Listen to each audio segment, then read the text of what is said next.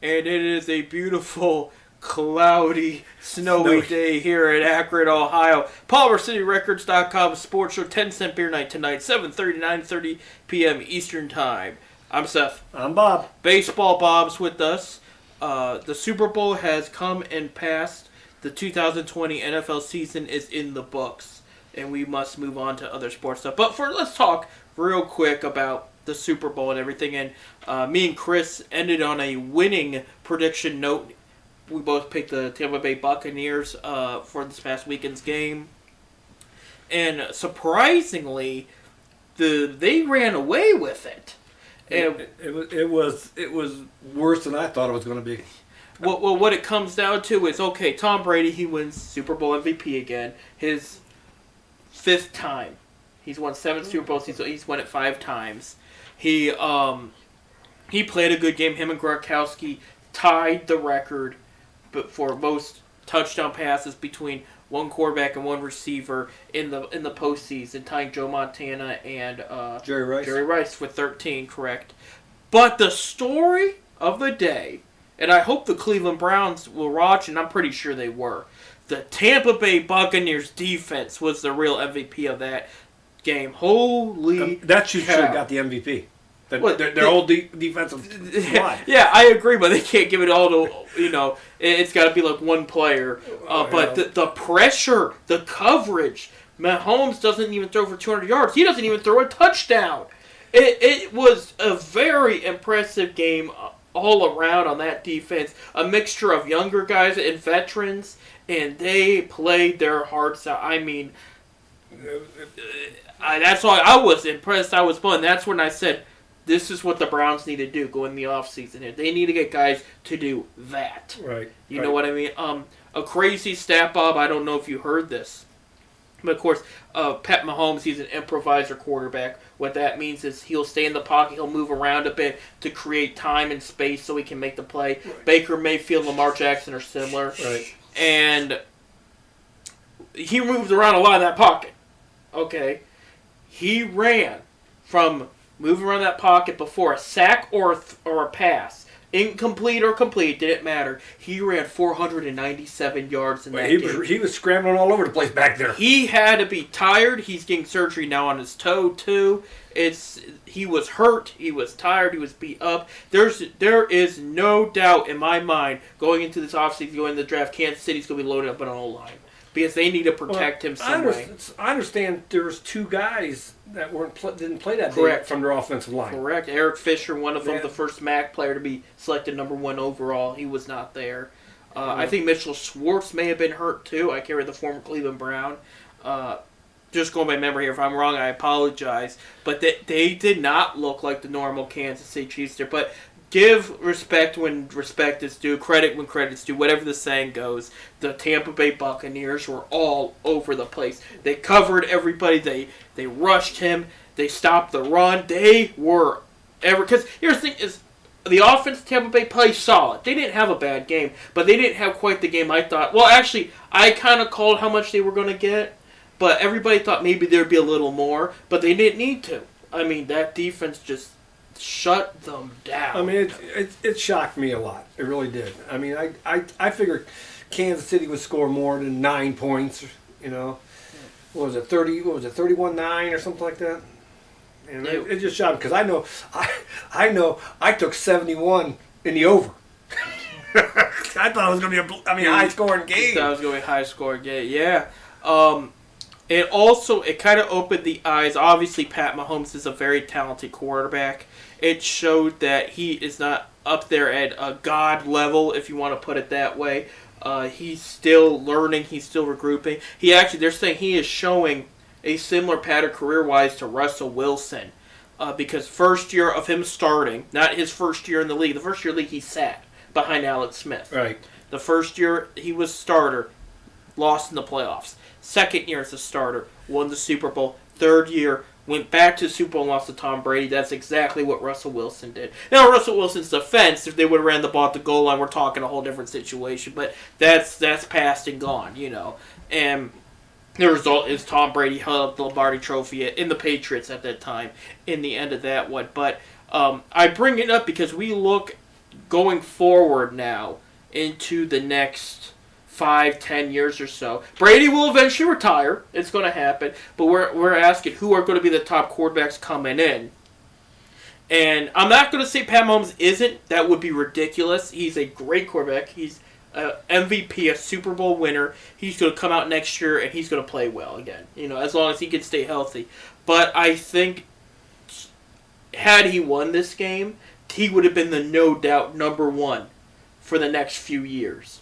That's my opinion. And that's not that he's not a number one, but just I think it would have been like you have to put it in stone. Right. Now you don't have to. He's definitely top 5, top 3, even if you want to put it that way. And then in the mix there are the other quarterbacks. Your Baker Mayfield, your Lamar Jackson, your Josh Allen, your I'm trying to think of anybody else younger. I'm not going to throw Aaron Rodgers, who is the MVP. He deserved it, and he played well. Deshaun Watson's another one. And then you got a couple guys in this coming draft that could be in that talks too. But I think there's going to be a learning process where Pat Mahomes has to take to go into the next level. But again, I'm not writing off the fact he made back-to-back Super Bowls. He is a very good quarterback, and he just missed winning another MVP. So I'm not trying to write him off by any means. I'm just saying the game he played, there's going to be still a lot of learning from it. Because I understand he didn't have an O-line. He still didn't show up at the end of the day. Well, it could have been maybe the injury to that foot. He had he had toe surgery today. Right. Today was right. toe, and he got that injury in the Browns game. Right, that's correct. To the playoffs, and well, it was agitating him later in the season. You can tell during the game he was limping around. Right, Right. I think the Browns made it worse, but he had something before, and they just weren't saying it. So, but he's going to be years to come. He's going to be one of the best quarterbacks in the league. Oh yeah, for sure, no doubt. And I'm not trying to write it, but I just thought if he did pull the Super Bowl out, that he would have been the number one quarterback for the next year. I don't even care what Trevor Lawrence does. It would have been Pat Mahomes. Now I think it's still up in the air, up for grabs. Who's going to be the heir to Tom Brady is what I'm asking. And that's going to be a question. We're going to have to wait and see. It's not going to even take 1 year. It's going to take a couple of years for us to find out. Another quarterback you forgot to mention, of course he got hurt this year, was the kid from Cincinnati. Oh, Joe Burrow. He's a great quarterback. Great quarterback. What would he do with a team like Kansas City or even with Cleveland? I mean, I know we got Baker, but I'm just saying a team like that, what would he be doing? He would win anywhere. Because that Cincinnati team, they're not bad offensively. They're not bad. They have a decent O-line. They have a great receiving core. They might add to it in this draft. They have some decent running backs. I think they could add another one. But he made them look sharp. Just him being their first-year quarterback, he looked like he was a 7-year pro coming out as rookie year. He's going to be another one that's going to be good as the years go on. People comparing him to Peyton Manning. That's a big deal. He just made the Hall of Fame.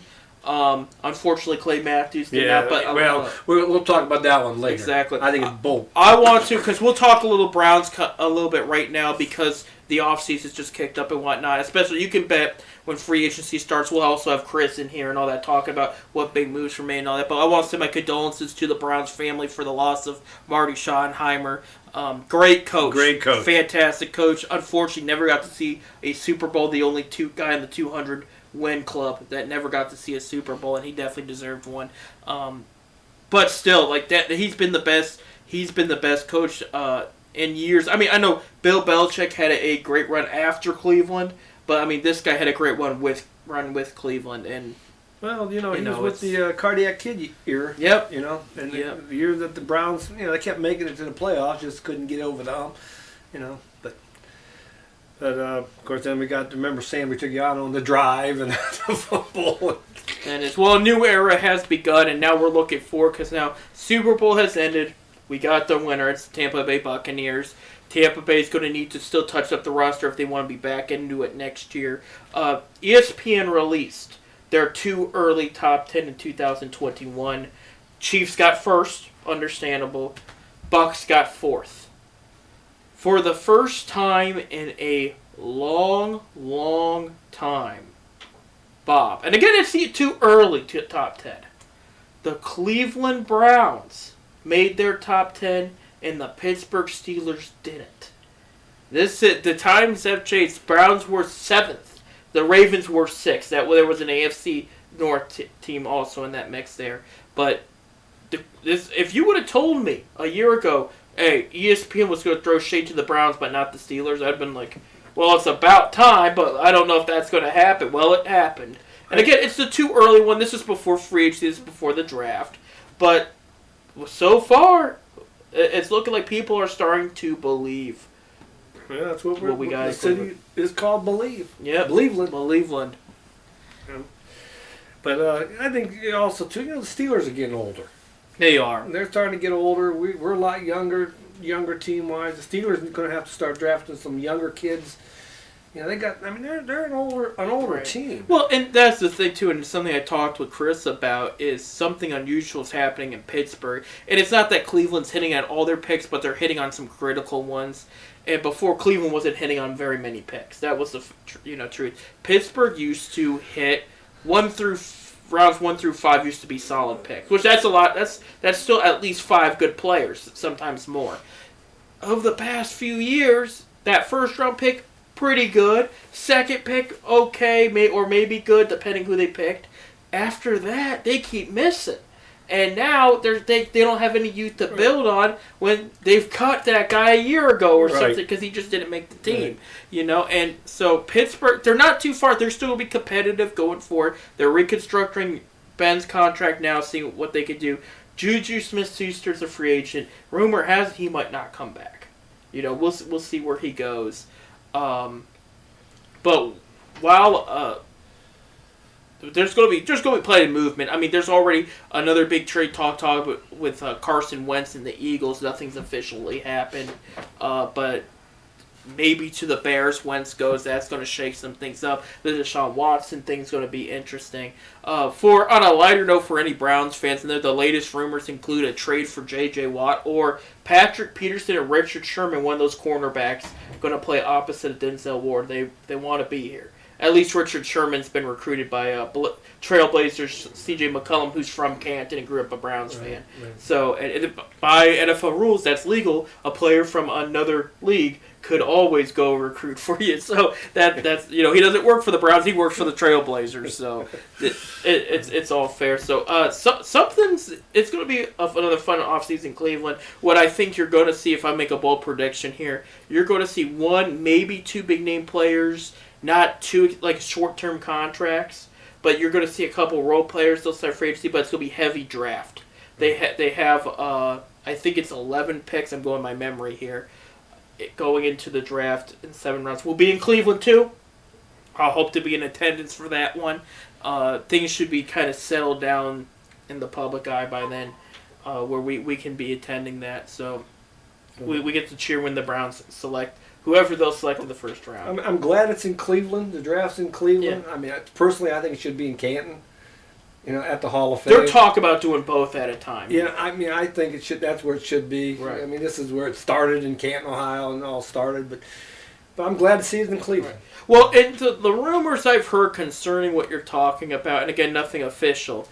The Hall of Fame is still making some changes. They're trying to build more. They're trying to branch out. They're also trying to make kind of like a nursing home for Hall of Famers that may have been affected by the game, or so that's been in the talks too. Until they make the renovations, they're not going to host one. And then when they do, they will eventually host one. I mean, have you been down there lately? I mean, it's grown up. It's grown, yeah. But the last time I was down there was with you at the Hall of Fame game, Atlanta and Denver. You can see a lot of it by going, driving down the 77 South there and look over. You can see behind the stadium stuff, right. All the stuff being built back in there and stuff. And it's going to look nice when it's done, but it's going to be a couple years down the line before they get that completed. Right. But it'll be nice to have in Cleveland at least, especially coming off a great season. That brings a lot to look forward to. And it's going to be at First Energy Stadium? I don't think it is. I heard it was at First Energy Stadium. Is it? Yeah. Well, we'll see. I'll have to look that up, but I thought it was somewhere else. Like when they had it in Philly, and they had it right outside the stadium there. Not actually in the stadium. It was near some park or something. I forget.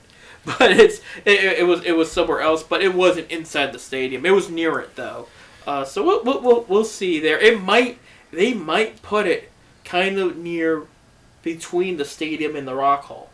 There's some space there where a lot of people can, because there's just going to be people standing around and whatnot, and then there's going to have their space for the people sitting at the desk turning the names in and whatnot. But we'll find out when that time comes, and that's going to be here before you know it. Let me pull that up for in April, end of April.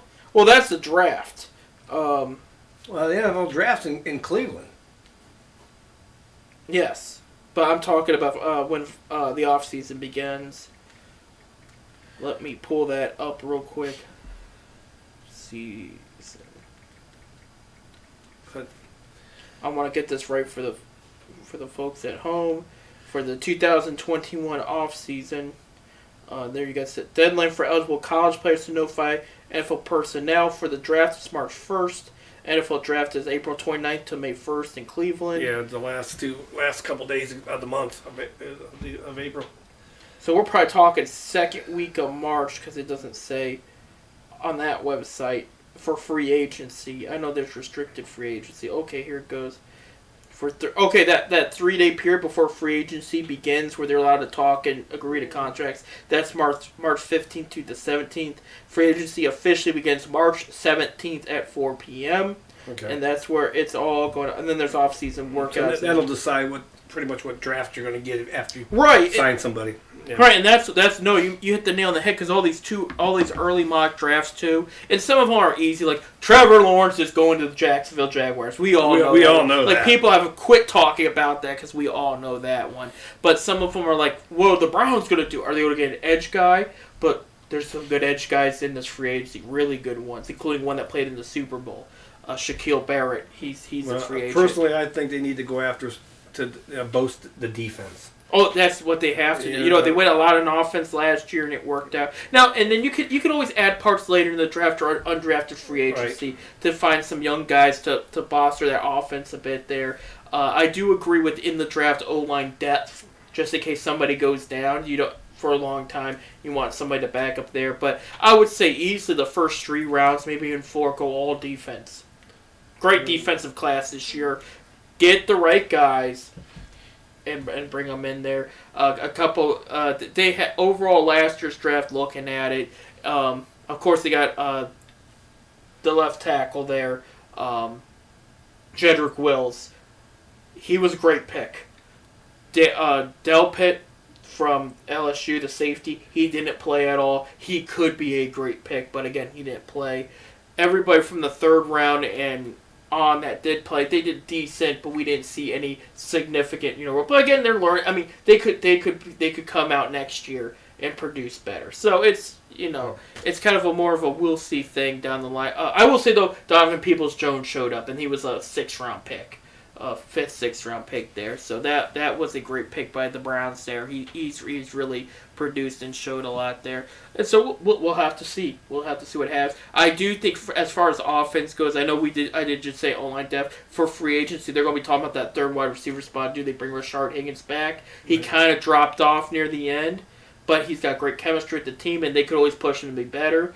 Or, dare I say, they upgrade, and they could, because this is a great wide receiver group too in free agency and the draft. We'll have to see. The Browns, there's a lot the Browns could do. Moving on, though, the NFL's come to pass. It's time to focus on our other sports.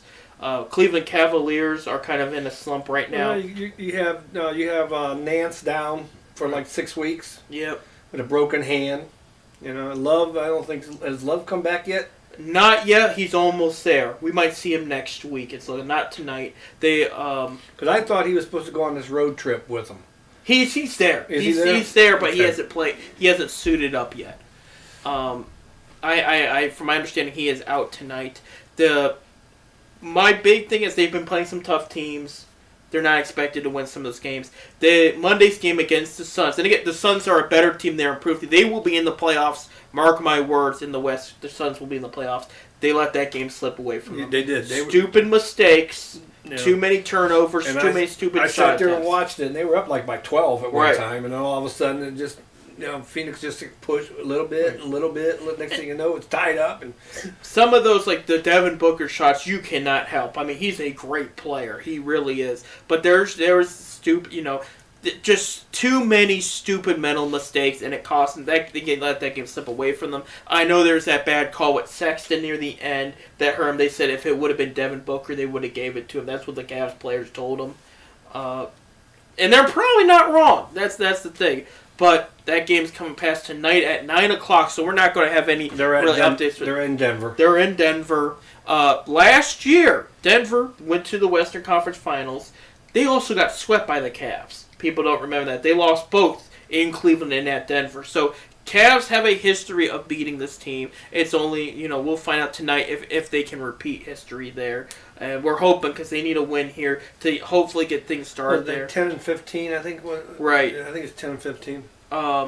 They're 11th in the East. They're still not out of the playoffs as far as the playoff talk goes, but there needs to be a little bit more. I know Kevin Love's on his way back, but they got to just start taking smarter shots. They need to start getting refocused and playing great basketball again. And earlier this year they were, early in the season I should say.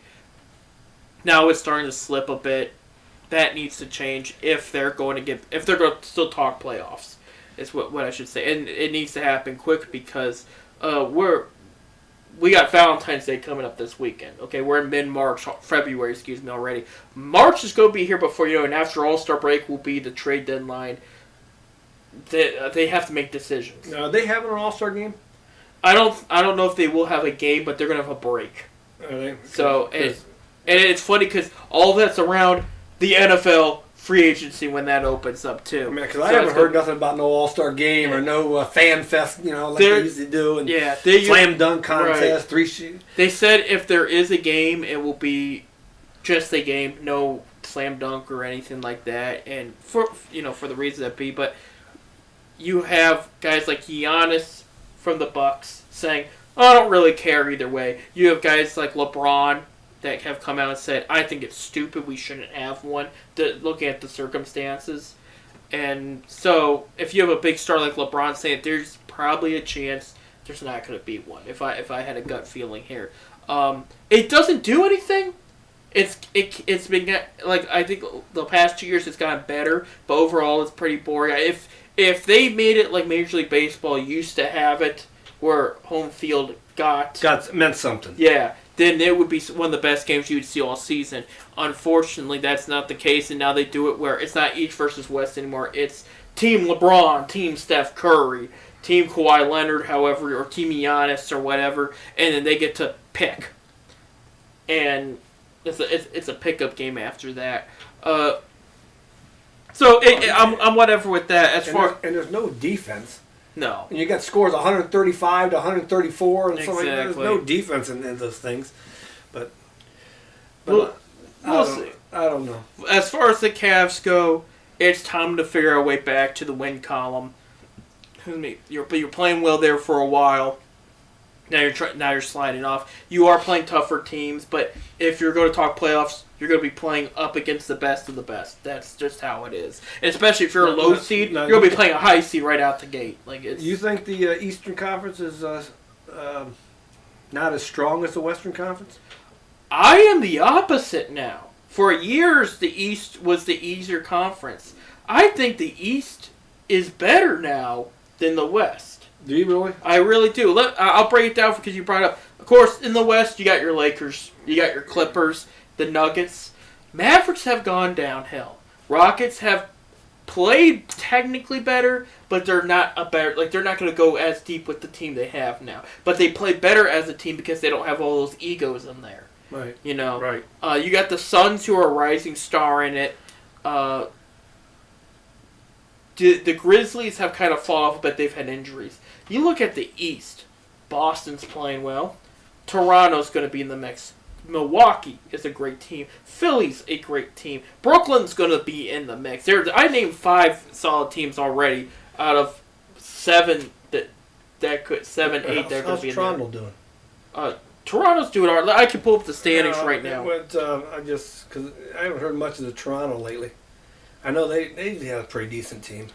They've been playing well of late. If I remember correctly, All right, Toronto's 11-15. Their last 10, they're 6-4. They had a slow start, but they've been picking it up. For the Eastern Conference in order, 76ers a game and a half above the Bucks.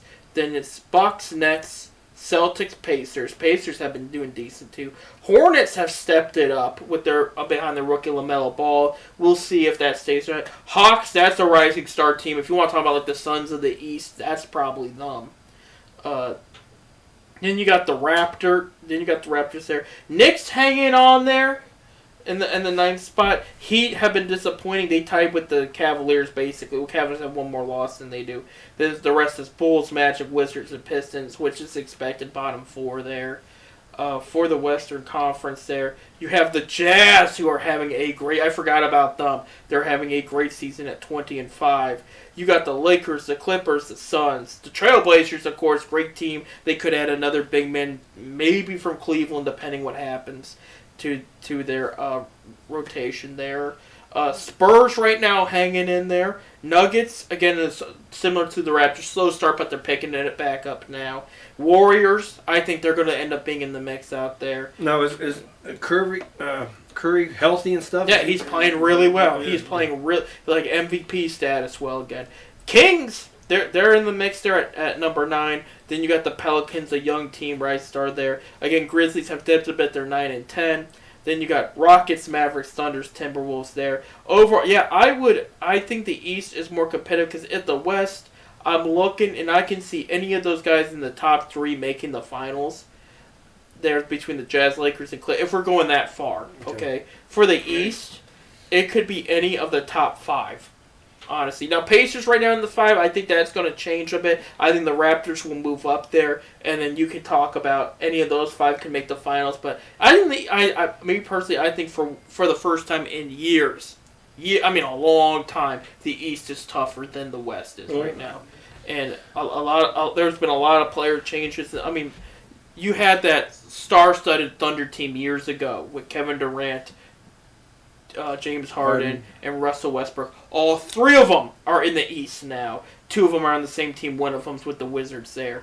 That'll be Russell Westbrook. But, yeah, Cleveland Cavaliers play at 9 p.m. today. There's not much really on the Cavs right now because they're just trying to concentrate and win. I did see that. I mean, they're a good young team, and when they're healthy, they're gonna be tough. Exactly. No, and I believe it too. It's just the difficult part, and I think it's kind of in the players' heads. My opinion is why I said decisions got to be made soon. Is because they know in the back of their mind one of their big leaders, Andre Drummond, his status is unknown. Okay, they did get Jared Allen. It was a trade they couldn't pass up for obvious reasons. Allen's a similar player to him in some ways, younger, somebody that will agree to a long-term contract starting next year. Drummond could agree to one now, but again, you got Sexton's contract who's up after next year, so they want to extend him too. That's a lot of money in the mix there, so they have to make decisions, and that's what if you're going into serious playoff talks. Again, it's going to also depend how they end this road trip too. You're going to want to keep the chemistry together as much as possible. Trading away certain players is going to affect that chemistry. So, what do they do with Andre Drummond? And I'll even say Kevin Love Simmons, JaVale McGee will also be in the mix as far as that goes too. Anybody else, is probably going to stay in Cleveland.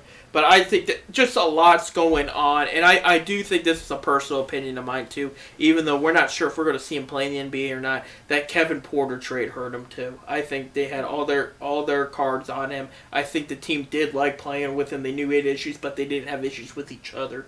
Right. And I know Kevin Love I made that point with Chris on last week's show about how Kevin Love thought he was the best player on the roster.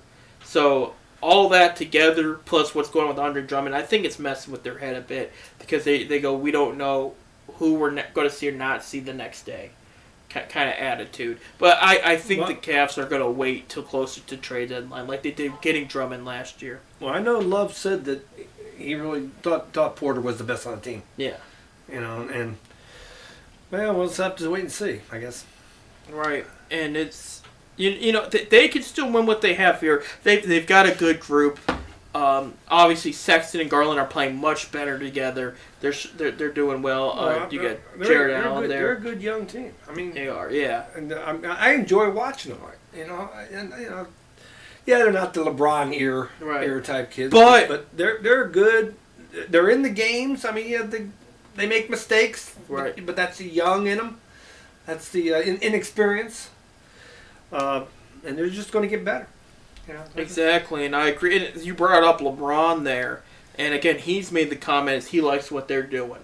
He's paying attention. He said he's following them, and he's really impressed what they're doing there. So they're doing something right. I don't think he said that the first time around. When they're picking, and that's the other thing too is, aside the Kevin Porter thing, and I wish him well too.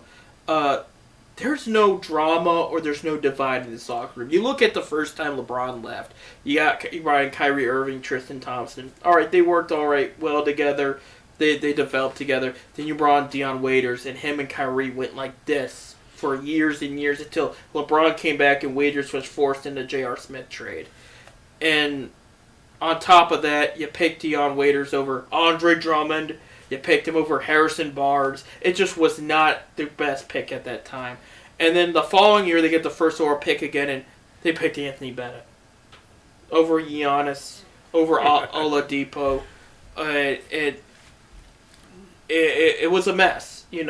Anthony Bennett's not in the league anymore. Right. The following year, they pick Andrew Wiggins. He's traded for Kevin Love. Wiggins is a solid player. He's probably not number one overall material. That class was overrated and kind of weaker, but the Cavs won that trade there.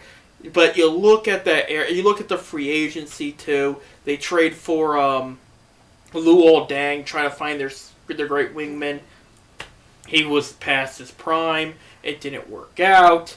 It was hard to watch. With this team, it's different. The attitude's better. Everything's better. The picks have been good. And you have to understand, even before LeBron and all this, picks were not always good. They were like the Browns. They were passing on some high talent for players that didn't do anything. I mean, a couple examples I always use. One is Karl Malone never liked Cleveland because when he was sitting there when Cleveland was on the clock, he wanted Cleveland to pick him.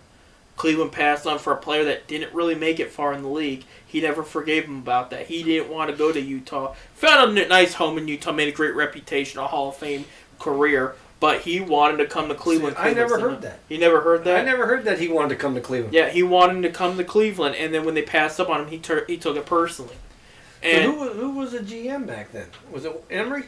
It may have been. I don't remember. This was when I was little, so I didn't. I never knew Karl Malone wanted to come here. Yeah, they were sitting on the clock. Well, and my other favorite story I like to hear is they had 2 first-round picks back in '97, and the second pick they picked Zdruis Ilgauskas with the 22nd pick.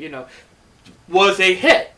He great player. His jersey's retired. He's a fan favorite. Yeah, right? He could make the Hall of Fame when he's got enough numbers. He could make the Hall of Fame if he hasn't already.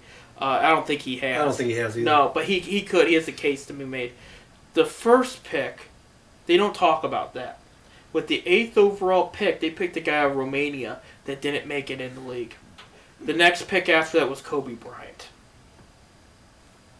And they didn't take Kobe They either. didn't take Kobe. Oh, they didn't take Kobe either. You know what? And then you look at the case can be made as much as. Of course, you really don't know. No, it's a crapshoot after a while. I mean, you don't know. Yeah, he had a great college career, but will he make it in the NBA? I mean, Right. you don't.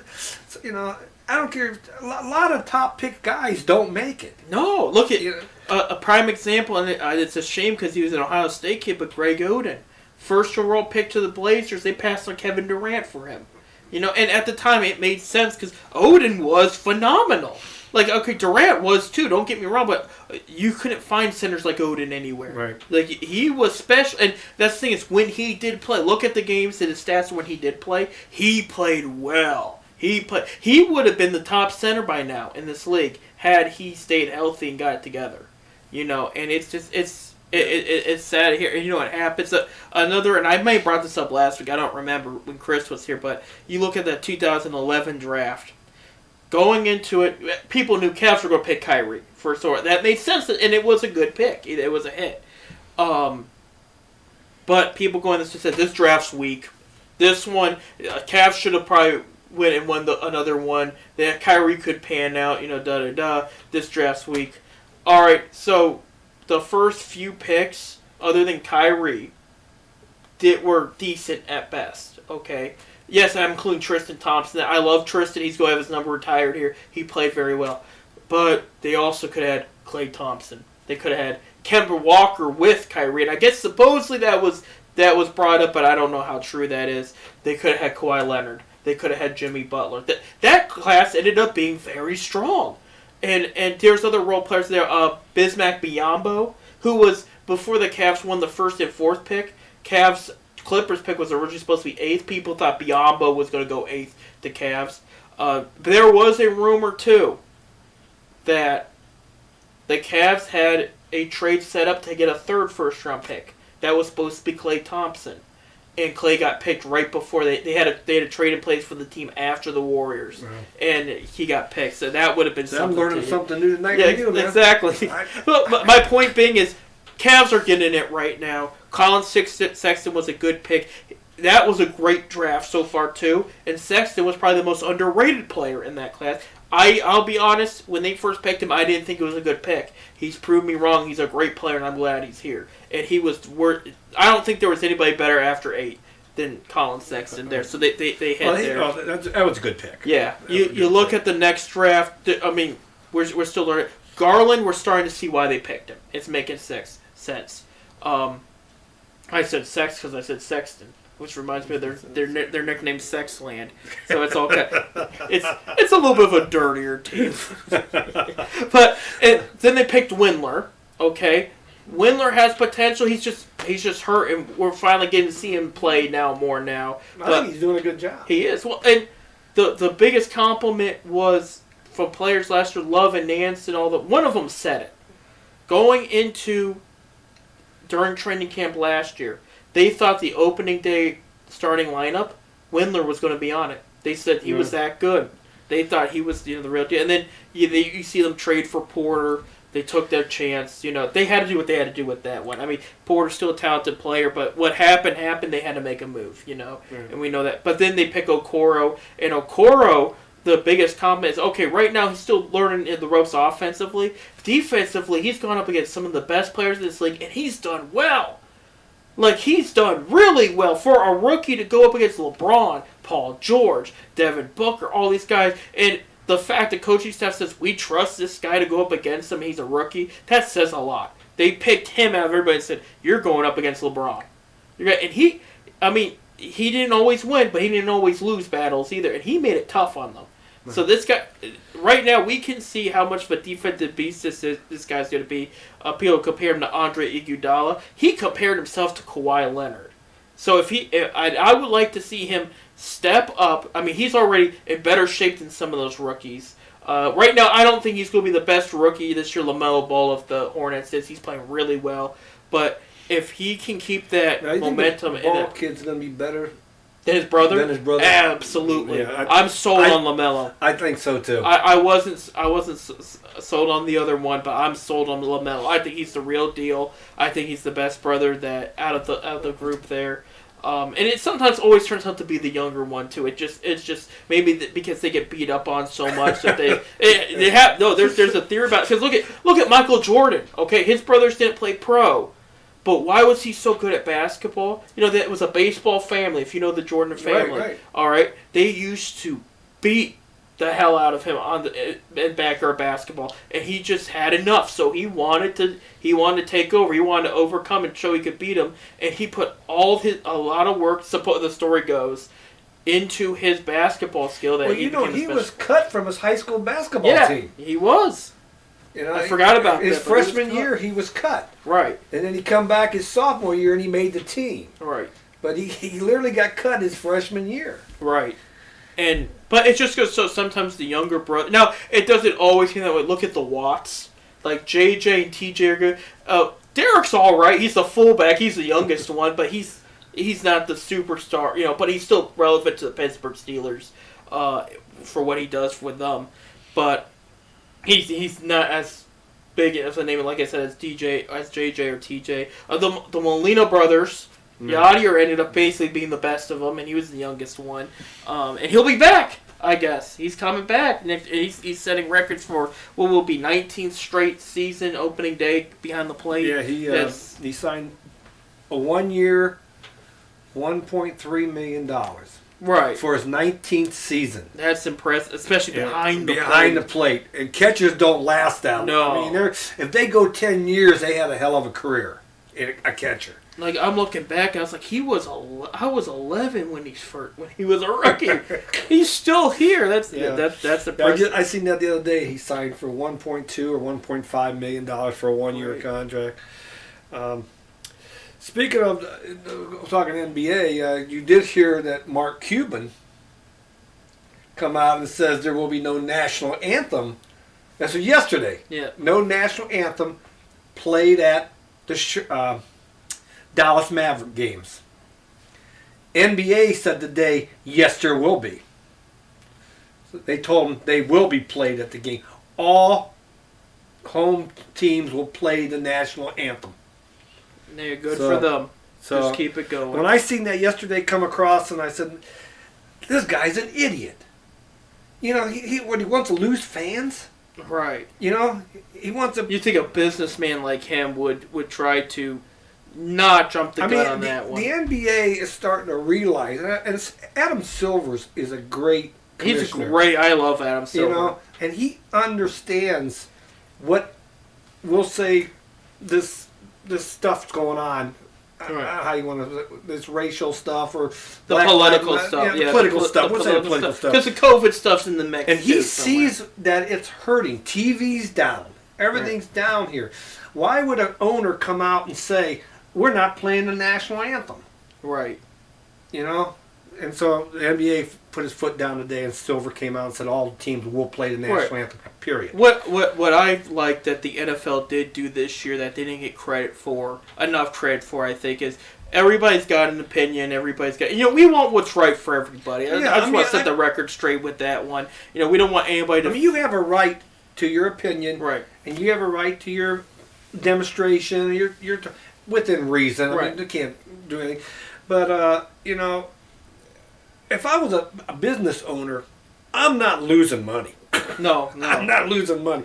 You can barely bring fans in, if at all. I don't know if Dallas is bringing fans in or not. Because I know, who do we play? The Phoenix just had their second game with fans. See, Cavs have had fans the whole time, and they're slowly increasing. They just went up. They started out with 300. The Cavaliers, right. Now it's at 1,300. They let them go 1,000. 2,700. Is it 2,700? 2,700. Well, good. Yep. Good. And, of course, tomorrow is when our governor here in the state of Ohio could take the curfew and stuff off. I hope that, you know. But he's already said that if we drop below 2,500 hospital patients that he was going to take. So, I don't know what that means per se, if we're going to start getting back to normal. I don't know half of what he says is what he's trying to say. But I want to see fans in the stands. I mean, I'm missing. Right. I'm a season ticket holder with the Zips. Right. We're having a great year at Akron U. I was about to talk about them, too. Yeah, we'll talk about them after we get done with the break here in a second. But, I can't get up. Now, I do watch them on, luckily, ESPN 3 and Plus and stuff televises the game. And tomorrow at 11 o'clock in the morning, ESPN Plus is playing the Canton Charge opener. Very nice, very nice. But you want to be there physically is what you're saying. Well, I want to be there physically. I mean, I pay, I hate to say it, I pay good money, and I'm not seeing any of these games, But anyway, the Charge opens their season tomorrow. The G League opens tonight. Right. So if you get a chance, watch some G League action. I love minor league stuff. Yeah. I love the minor league baseball. Our Rubber Ducks here. I like watching. I like the minor league stuff. I'm telling you, I'm getting to like them more, and the college level too. I'm getting to like them more than I am the pros, because they have more to fight for. They got more to fight for. They got and they're trying to make it to that next level. So they go out there and they try. Right. They don't get these guaranteed contracts. I'm hurt. I'm sitting the bench. I'm sitting the bench. I'm getting paid anyway. I don't care. These kids, they get hurt. Odds are they're they're gone. Right.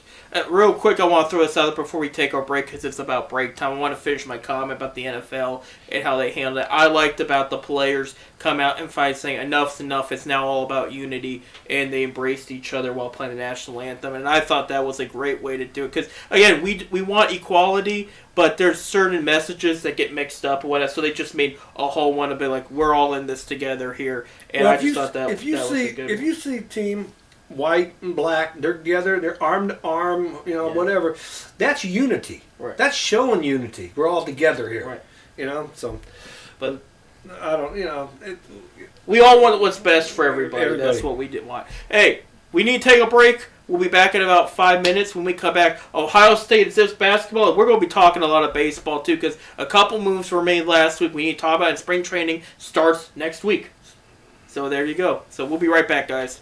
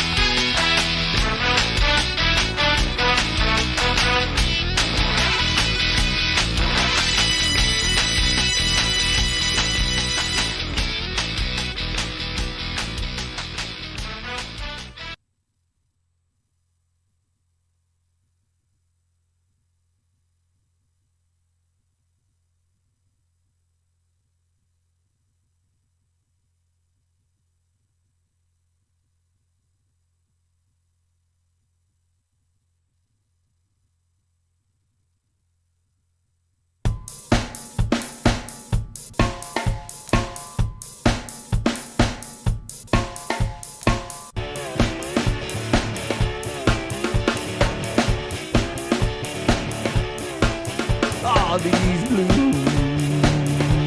This morning the blues walked in like a man.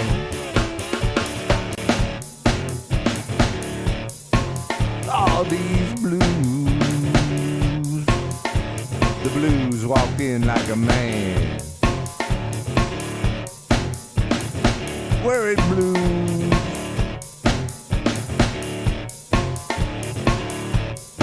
Give me your right hand.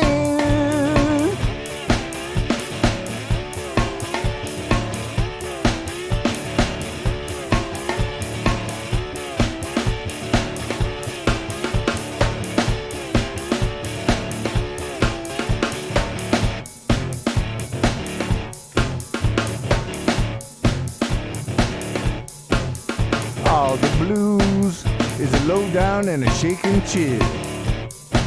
Yeah, it's preaching now. If you ain't never had 'em, I hope you never will.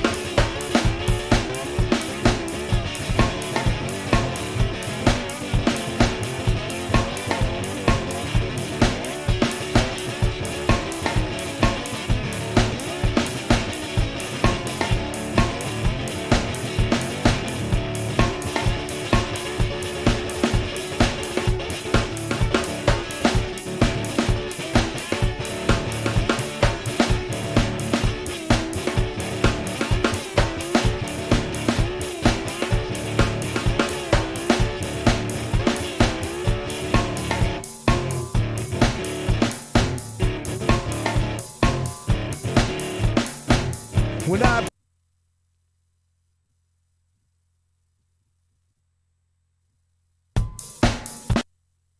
on in, take your seat and sit on down. And if the spirit moves you, if the spirit moves you, and if the spirit moves you, Lord, if the spirit moves you, jump straight up and down.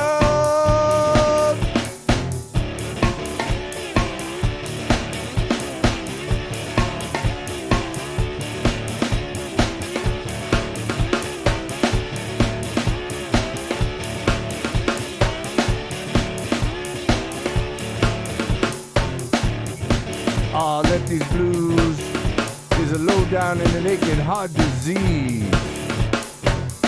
Yeah, these blues is a low down and an aching old heart disease. Like consumption, killing me by degrees. I can study the rain, or I drive my blues away. I've been studying the rain. I'm gonna drive my blues away. Going out to the distillery. Gonna stay out there all day. Up jump the devil.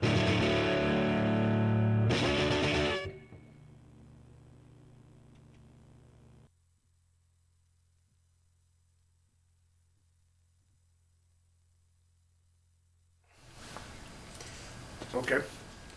Hey, well, welcome back. Oh, we're back. There you go.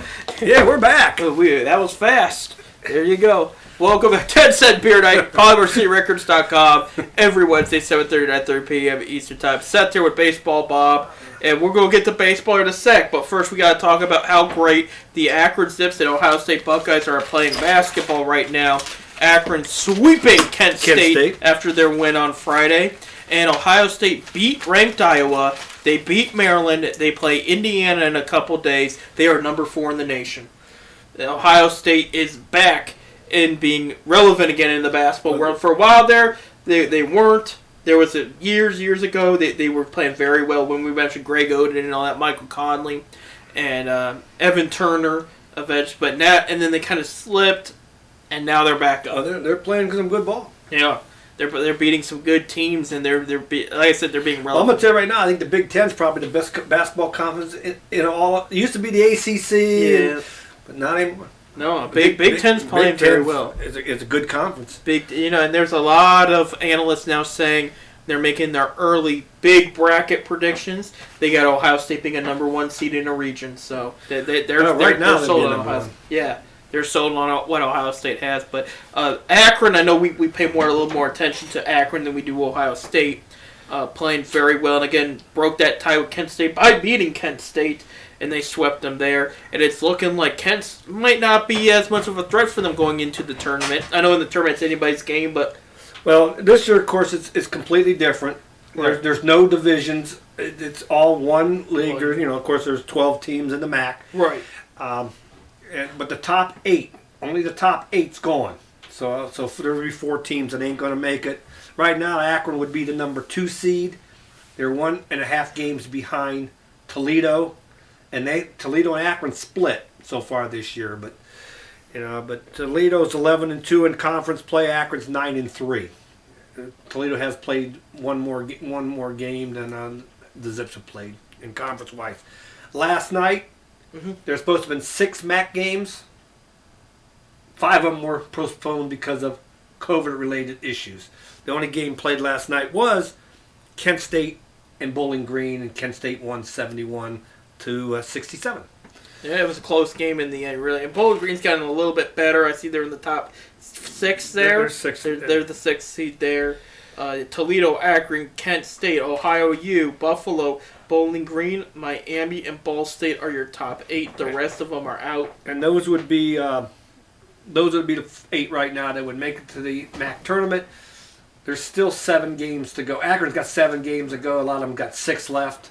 But so it's with the makeups and stuff, and we don't even know if there's going to be makeup games. Right, You know, right. so- That's been in the conversation as well. So as of right now, that's the lineup. Akron does play Friday night. They'll be at Miami of Ohio. And then Buffalo's at Central Michigan on Friday night. Saturday's games, Ohio is at Northern Michigan. Bowling Green's at Toledo. Like to see Bowling Green come up a little upset there. Northern Illinois is at Kent State, and Ball State's at Eastern Michigan. So, there's no COVID-related postponements. And the two Michigan teams, Eastern and Western, they were the teams that had some COVID-related things. Something's going on in Michigan right there. So something's in their Wheaties or their weed. I don't know, but something's going on there in Michigan. But Toledo, of course, they lost the other night. They lost to Ball State. And, of course, the MAC is a conference that on a given night, anybody beats anybody in the MAC. I mean, we saw Akron dominate a couple years ago. They were the first or second seed, and fifth seed Kent State walked away with the MAC tournament and went to the big dance. So I mean, the MAC is anybody can beat anybody. Right. Looking ahead, though, I mean, Akron's proven themselves against Kent. Toledo kind of concerns me as far as that goes. Buffalo tends to have a good program. Ohio U's playing good ball this year, too. I'm not going to write them off. They usually play Akron tough. And the funny thing about Ohio U is, of course, when they go to the tournament, they've already played Ohio twice. Mm-hmm. And they split. They already split. And Akron beat them at Ohio U, and Ohio U beat them at Akron. So, and traditionally, Akron's got a losing record against Ohio at Akron, but a winning record against them at Ohio U. So when you want to play Ohio, you play them there. You know, that's just the way it looks. It's just the way it is. But like I said, there's 7 games left for Akron after the postponement last night. So anyway, Ohio's 7-4. They're 2 games up on the Zips. They played 11 games because Akron played 12 in the MAC. So Ohio's, and of course then now you go with Mid-American Conference scoring records and stuff like that. Mm-hmm. In offense, Akron's rated 6th in the conference. They're averaging 78.4 a game. On defense, they're rated number 1. And there's why they're giving up 68.5 a game.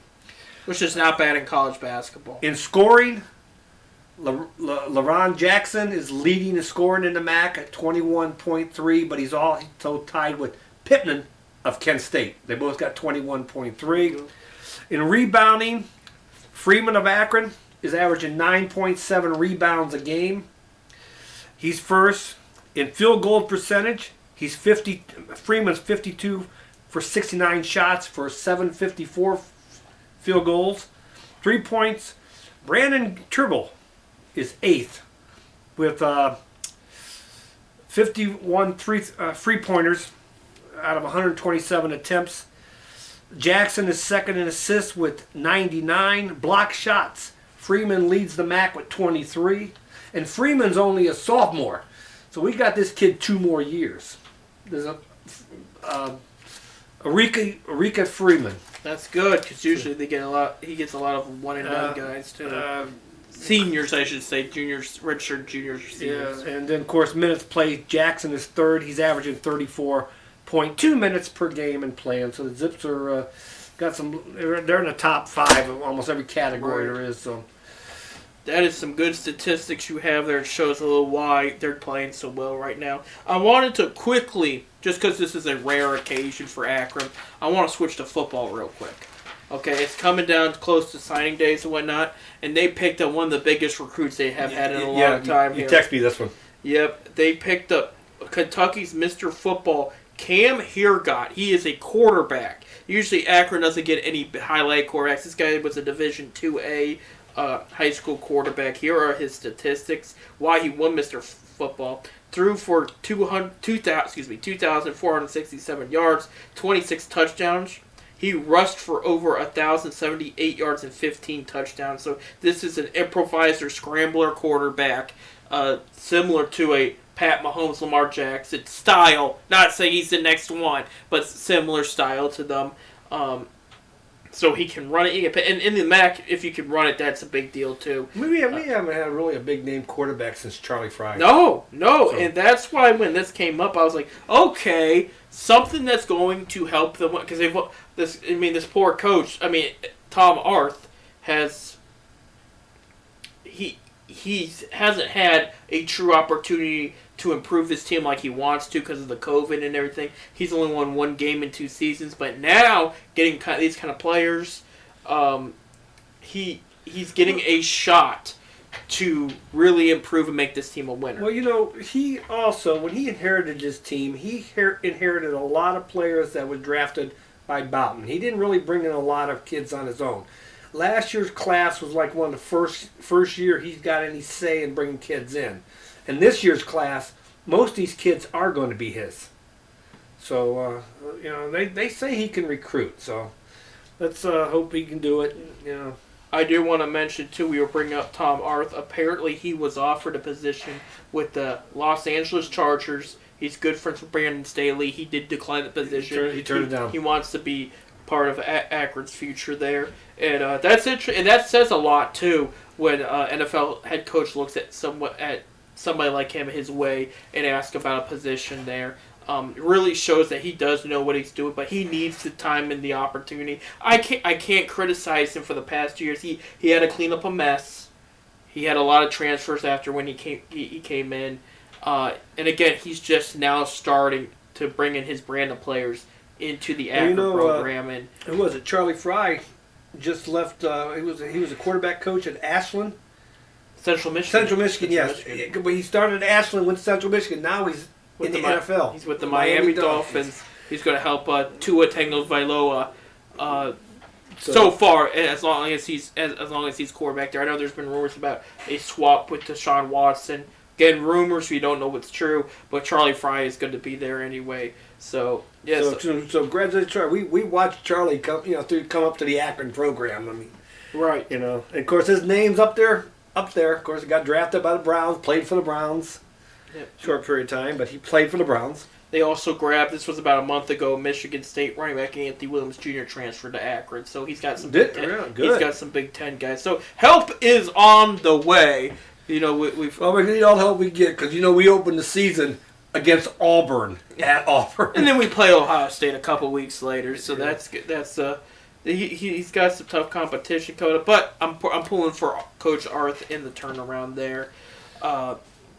Moving on, you have the Akron football schedule right there. All right, I got the non-conference schedule is pretty much set. Yeah. All right, of course you're going at Auburn on September the 4th, and then you're home against Temple, the Temple Owls. Mm-hmm.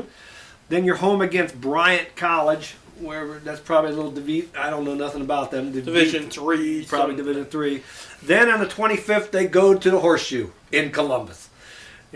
Then the MAC schedule starts. The games are here, but times and dates aren't because of the ESPN television. Right, you're going to have some Tuesdays. You're going to have some Fridays. You're going to have some Thursdays. Yep. Because MAC has got an agreement with ESPN, so the dates and times aren't put in there, but they will be at home against Ball State. They'll be at Bowling Green. They'll be home against Buffalo and Kent State. And then they'll be at Miami. They come home for Ohio. Then they go on the road for the last 2 games at Toledo and at Western Michigan. It'd be nice to see a full season. Why is Kent State right there in the middle again? I don't know. I just hope that they get a good date with Kent State there just because it's such a big one. We had them last year on a Tuesday night. Right. Yeah. Or 2 years ago. The first half was great. The second half they pulled away. Yeah. But the first half was, all the announcers were like, this is going to be a good game. I think Fox, who used to play for Ohio State, was one of the announcers there for that. He was like, this has turned out to be quite a game here, and then it kind of... Oh, and somewhere in that mess will be an open date, so they all got... So they got a bye week. They got a bye week somewhere. But that's who they're playing, just no dates or times have been set up because of ESPN television. Right. Let's pull up the Ohio State one while we're at it. I know that... You got it right here. It's already set. You're ready. They start with Minnesota. They start with Minnesota on a Thursday night. There you go. On the 2nd. They start at Minnesota. Then they come home On the 11th of September for Oregon. The 18th, Tulsa. Tulsa, yep. The 25th, Akron. Akron, yep. And then they go to Rutgers on October the 2nd. They come home to Maryland. They have an off week on the 16th. On the 23rd, they go to Indiana. That might be a good one there. On the 30th, they come home for Penn State. On November 6th, they're at Nebraska. The 13th, they're home against Purdue. The 20th, they're home against Michigan State. And on the 27th, they're at Michigan. If Carbaugh doesn't cancel for any reason, so there you go. And then, of course, on December the 4th will be the Big Ten We'll championship. see how that Oregon game goes. Indianapolis. Oregon's been kind of hit or miss since they beat them in the championship. It would have been probably a good game last year. This year, we'll see. I mean, it might be a little lopsided. We'll find out. But yeah, that should be a good one. That's a kind of a tight schedule there. I am surprised that they don't play Akron until the week 4, and I could say that vice versa too. Usually the bigger games are win the first 3 games of the season, but they're wait till the 4th. Well, they played Northwestern the 3rd game when Akron played Northwestern, and they beat them. And they beat them. They beat them. And they beat them, yeah. So Ohio State does not play Northwestern this year. They were good this year too. They were in the Big Ten championship together and whatnot. So we'll find out what's going on. Now Ohio State got Akron this year. Next year they got Kent State. There you go. So they're going to rotation around the MAC schools. Ohio MAC schools. They try to play them every year. Right. Akron does have next year. They have Michigan.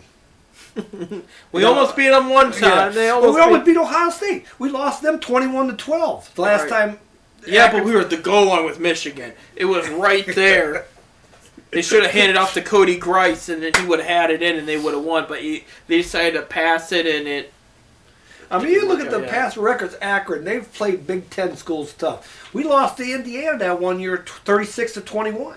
Right. That is, and me and you have talked about this off air a lot. Why those big schools in basketball don't want to play the MAC, because they know there's that chance for an upset, and there is a more chance of an upset in basketball. You know, because you look at Akron, Kent State, Ohio U. I'm trying to make sure I'm not missing anybody. Bowling Green and all that. They would want to play and beat Ohio State. Okay. Ball State would want to play Indiana and beat them. Central, Eastern, and Western Michigan would want to play Michigan and Michigan State and beat them. So that's why there's always hesitancy. Well, I know Michigan opens their season with Eastern Michigan. Oh, do they? Yeah. In football, though? In football. Yeah, see, in football, I mean, well, Michigan's not that good. But I did see that Harbaugh, the coach in Michigan, he's taken over the offensive duties. I guess we'll see. I seen that today, especially when I was looking at the sports online, that he moved his offensive coordinator to another position, and he will be handling the offensive part of it as head coach. So he must not have. He must think something's going wrong, but we know it's going wrong. Yeah, that program's in bad shape. Yeah, but so we'll see. I mean, that's a lot to look forward to in the fall. Moving on, because we're heading towards the spring here. Cleveland Indians will be ready to pack up and go. They're already gone. They're already gone. They're already left. The pitchers and catchers on the 17th are going to be reported there. Speaking of pitchers, we want to mention former Cleveland Indian and Cy Young winner for the Cincinnati Reds signed with Trevor Bauer. Signs a 3-year contract with the LA Dodgers. He has finally picked his home after teasing for a while where he was going to go. A 3-year deal. What was it, $104 million? Something like that. It's like $124 million. 124, yeah. He gets at least $40 million a year. Yeah. He's also got to opt out after this year. If he don't like the team, he can leave. He can leave, yeah. Best of luck to Trevor. I always was a fan of Trevor. But he was teasing the Mets. He was. He teased the Blue Jays. He teased the White Sox. He raffled off a Mets team bat with his name on it. You didn't hear that? No. Yeah. That's a little bit much, I think. He went online and raffled, and the Mets fans thought he were coming to New York, and the day after the raffle that somebody won, he signed with the Dodgers. That's kind of a dick move. Well, Trevor, best of luck to you there in LA. That's Trevor Bauer. Okay, there you go. That's Trevor Bauer. Let's make some early, and I know we're going to be talking about this a lot coming into the next week, in the next months or so. But looking into Cleveland Indians, okay.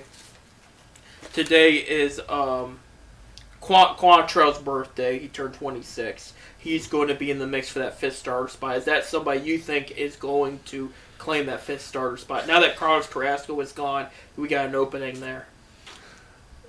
Yeah, I think he got a shot at it. I mean, there's going to be a couple other going for it. But Gonna pull up their 40-man right now, and between him and I know McKenzie will probably be in that mix in the 4th spot.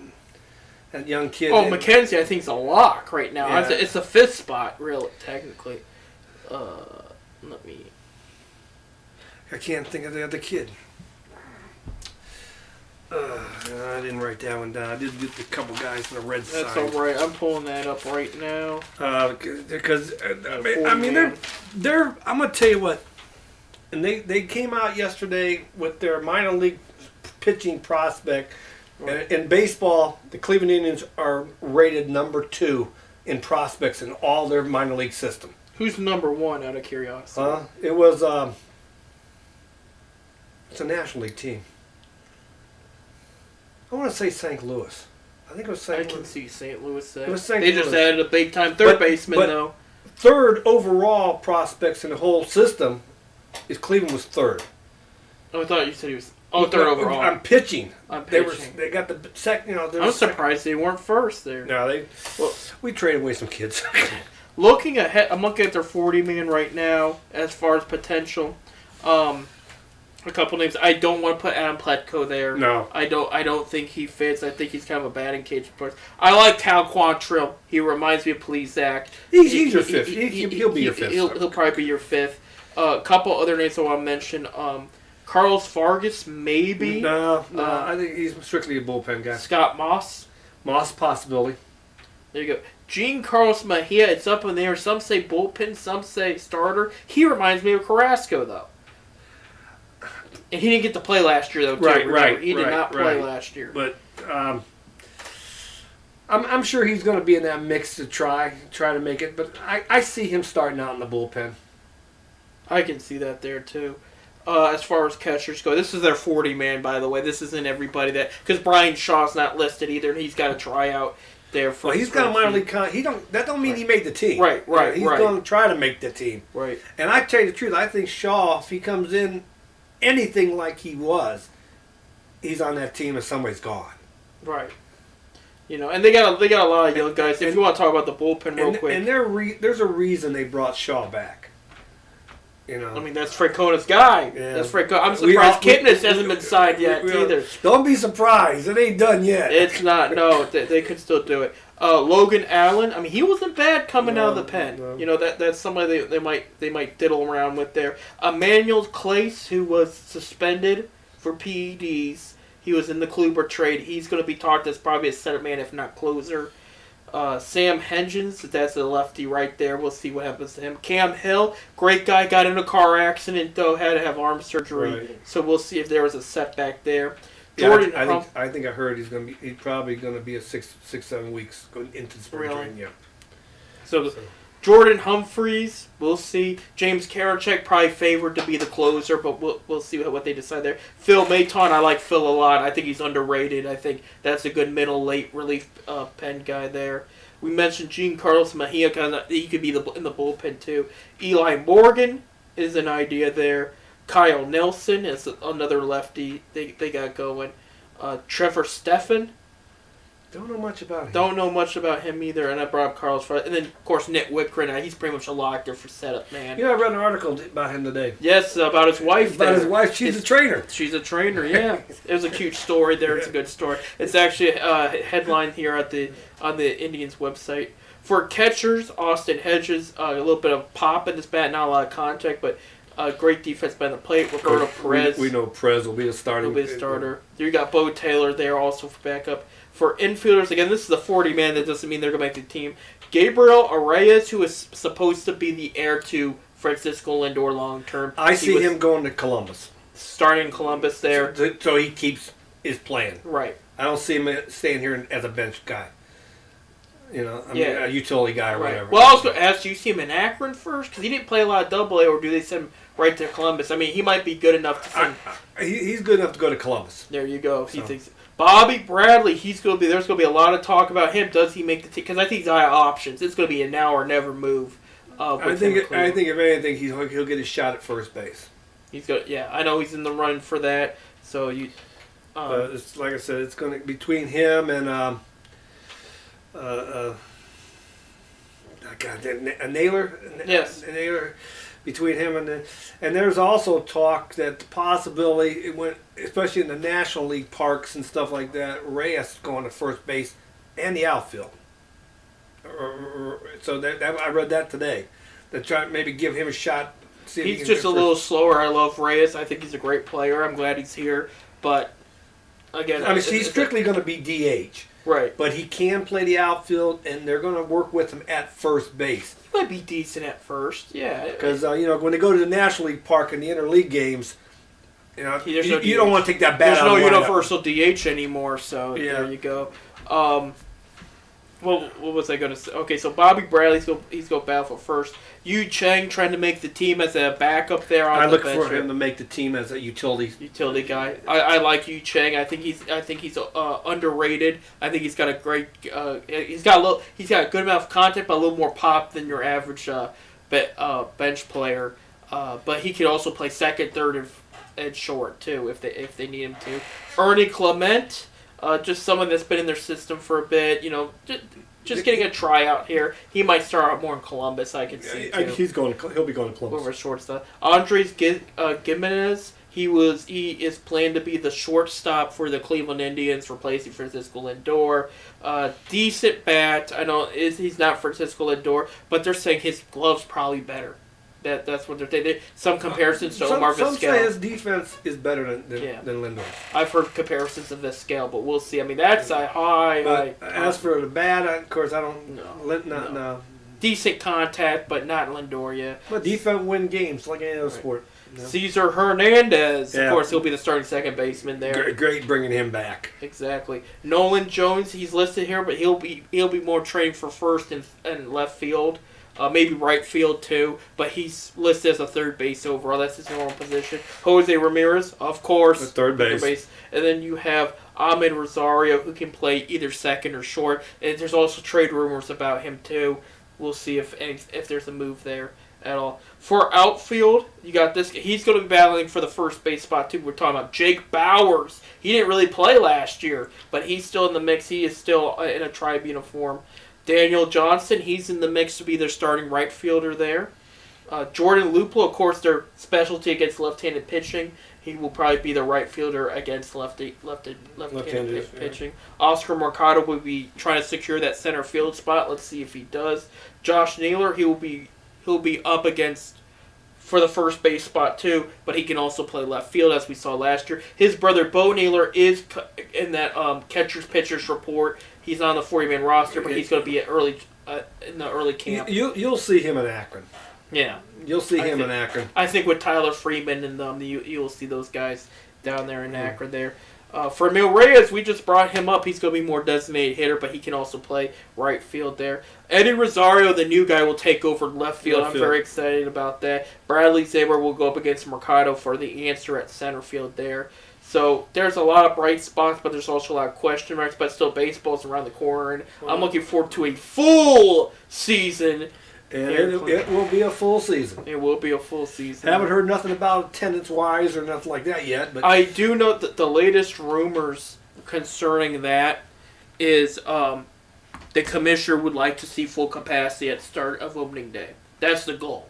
Now, will it be met is up in the air, but that's why they're limiting capacity for exhibition games. Now, they want to make sure that option to full capacity at opening day is an option. Right. So they're doing it, but that's what they want to see. And if it's not an opening day, at least the beginning of May, it's what it's sounding like. They want full capacity, but they want these parks filled. Everybody lost a lot of money. Everybody lost money. You saw. I was talking to some Tribe fans. They said the other day that pays contracts 3 years in a row now, they have dropped.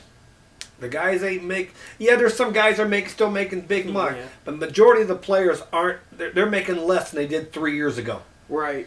Because I mean, owners don't have it. Right. They lost. This killed them.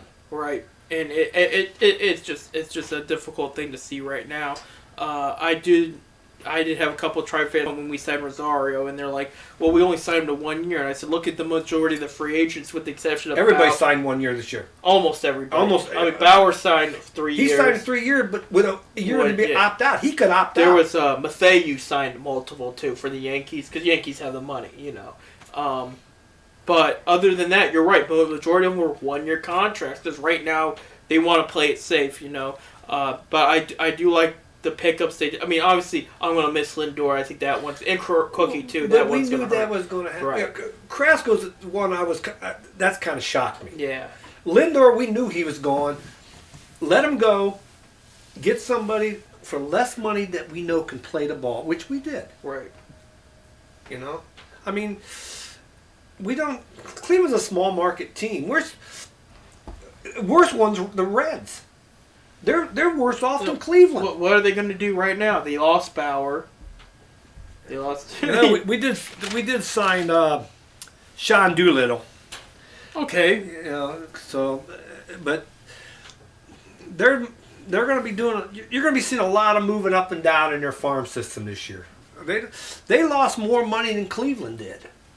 I believe it. And they had to. They knew they couldn't keep Bauer. Who can offer? How many teams can pay $40 million for a pitcher? See, the Yankees, the Red Sox, the Angels would find the money. Even the Chicago teams. I mean, those are major market teams. Right. And the White Sox were interested. You saw them kind of back out after a while. Now you see why. The Mets, they could afford it. And the Dodgers. I mean, those are major market teams where their television and radio. The New York Yankees. Their television contract pays the salary of the players. So the money that the radio cassette with the Yankees own their concessions, that's all profit to them. So they got the money to pay these players. Small market teams don't. I mean, we don't got they got an 8 million people city. We got 1 million people 4-county area. You can't compete against that. No. And that's where we need to come in, like some of the other sports do have. They got the profit sharing thing. Right. You making a lot of money, you're giving to the little guy. We don't have that in baseball. They need that in the salary cap. That's happened a couple years ago with Miami when they won their World Series. It's been maybe 5-6 years ago. It's been a while. They won a World Series. That owner went down and paid millions of dollars for 10 or 15 players. Then the next year, sold them all after he got his pennant. Money talks. Right. I bought my pennant. I don't need it no more. And they haven't been nothing since. They've been struggling there. Big market teams. Maybe Derek Jeter will turn them around if he's not helping the Yankees with BS offers. I just seen something about Derek Jeter something about Derek Jeter the other day. I mean, he's going in the Hall of Fame. He owns the Marlins. Yeah, he's going to the Hall of Fame from last year, but this year's right. Didn't get nobody this year. Of course, the NFL did. They put 6 in this year. They had 8 from last year, and there's going to be 14 players going to the Hall of Fame down in Canton now. 8 of them on Saturday, and 6 of them on Sunday. They're split the 2 days up. So it should be. And with Pittsburgh playing that game and 3 or 4 of them going in, there's going to be a lot of black and yellow. Yeah, you're right. There's going to be a lot of black and yellow. They even got. Where is it? You know what? There might be a lot of black and yellow. There might be 4 Steelers going in that rightfully so go in. But let's see, 1, 2. You still lost back-to-back to the Cleveland Browns in the regular season in the playoffs. So. Well, of the 14 guys going in, 4 of them were Steelers. Yeah. Was Steelers. I mean, of course, Alan Fresca, he was with the Steelers, the Jets, and the Cardinals. Mostly Steelers. He was mostly Steelers for his career, yeah. He was a great player there. Then you got Bill Cowher coming in. You got Troy Polamalu. And who else am I missing? And you're missing, Bill Nunn. Bill Nunn played for them too. Yeah. Yeah, he was also from 1969 to 2014 their scout.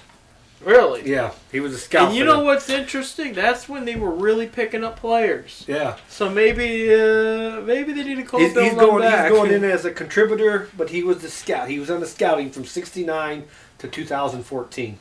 Man, that was a good era for Pittsburgh. So maybe I got a chance now to go to the Baseball Hall of Fame. They putting scouts in. Well, he played. But or maybe the Browns can start talking to Bill Nunn too. Bill Cowher played, but he played for the Browns. Yeah, but he's not going in as a player. He wasn't. He was also assistant coach for the Browns too at a time. And that's what they were talking about. Who was it? Marty Schottenheimer, and when he was with Kansas City, he had Bruce Arians, Tony Dungy, and there was another Hall of Fame type coach. He had a lot. They said his coaching tree was off the chart. Nobody talks about it. And he had was a good coach. Yeah, he was. He was a good coach. But those coaching trees, look at Andy Reid's coaching tree. It's nuts how many coaches of his have turned to head coaches, and even just recently too. And he almost had another one, but it looks like Ben-Ami is going to be staying in Kansas City for at least one more year. So somebody's going to give him a shot. The coordinator there for head coach there. Looks like we are ready for another break. And we'll take our last break of 10-Cent Beer Night. We will be right back here in about 5 or so minutes on PolymerCityRecords.com. Please stay tuned. We got still more to talk about. Don't go away.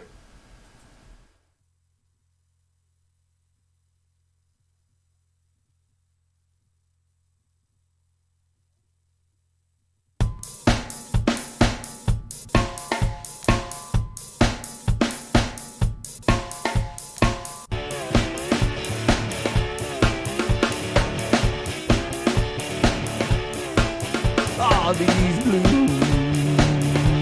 This morning the blues walked in like a man.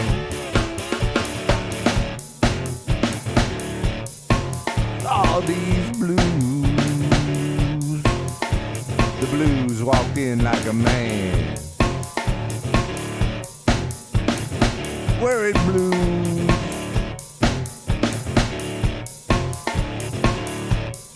Give me your right hand.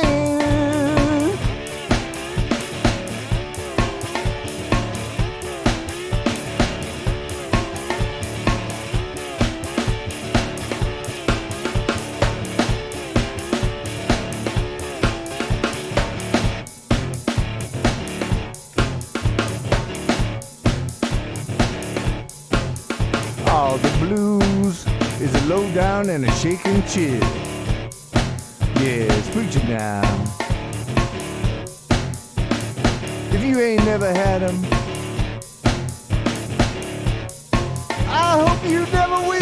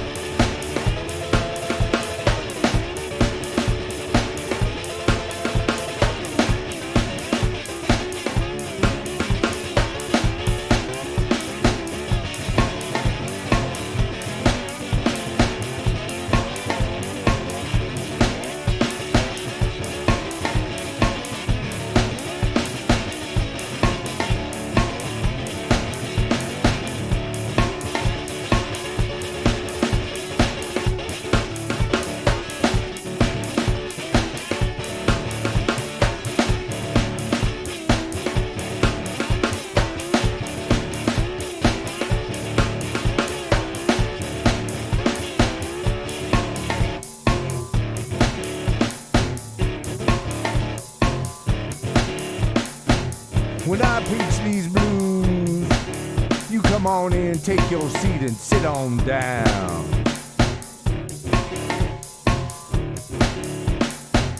When I preach these blues, you come on in, take your seat and sit on down. And if the spirit moves you, if the spirit moves ya.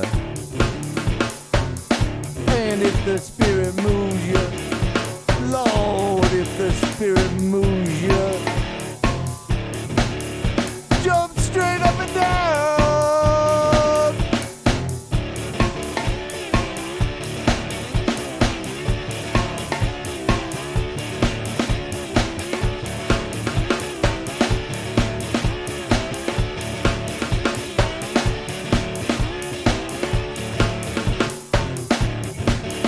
Let these blues is a low down and an aching heart disease. Yeah, these blues is a low down and an aching old heart disease. Like consumption, killing me by degrees. I can study the rain, oh, I drive my blues away. I've been studying the rain, I'm gonna drive my blues away. Going out to the distillery, gonna stay out there all day. Up jump the devil.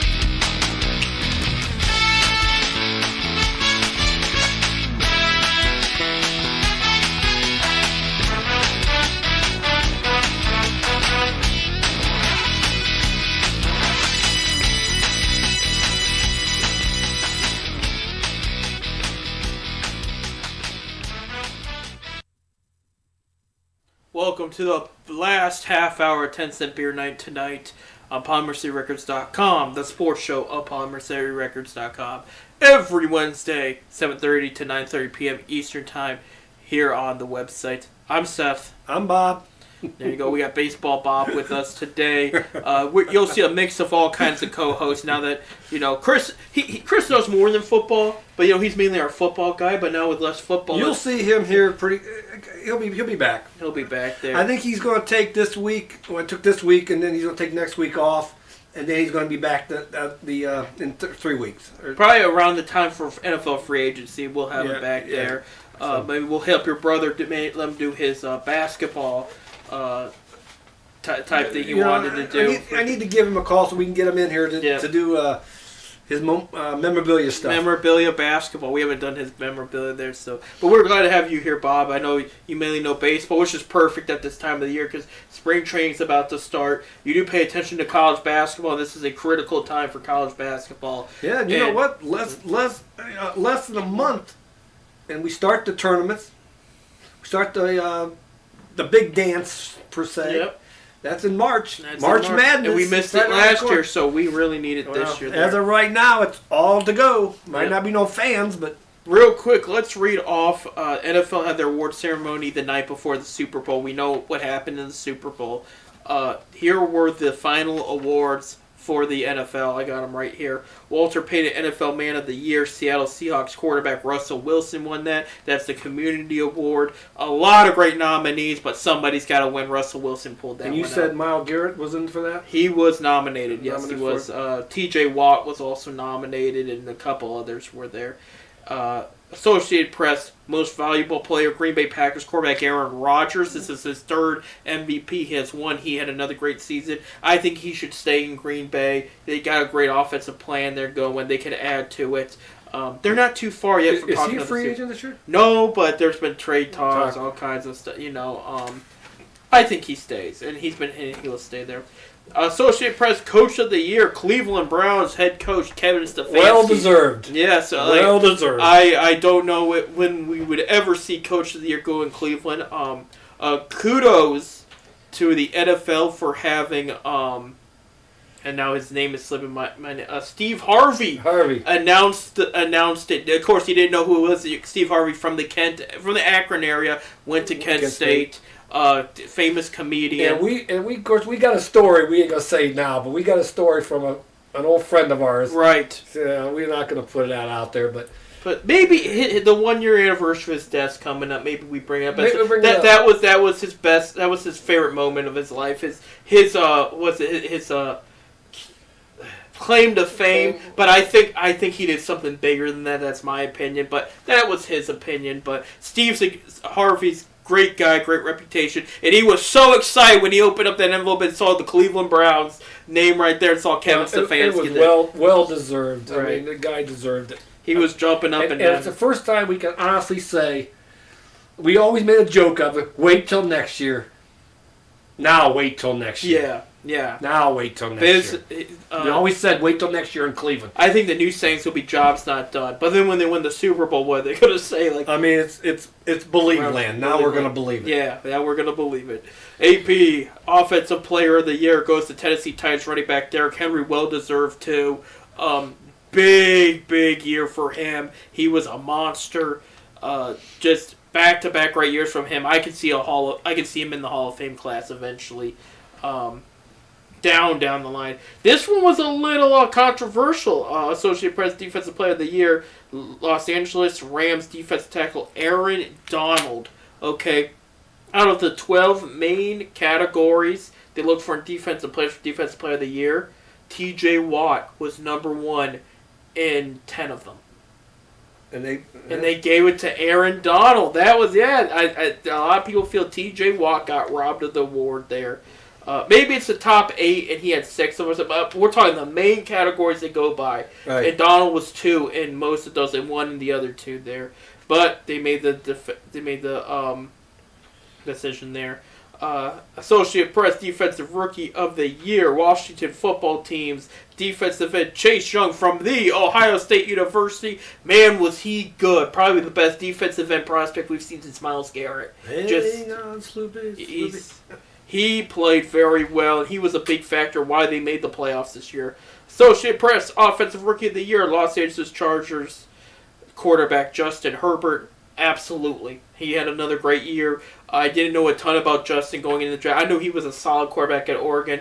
I would say the same comment about what I said about Burrow. He looked like he was in his 7th year in the league going in there. He looked like he has been there before. He played like a pro.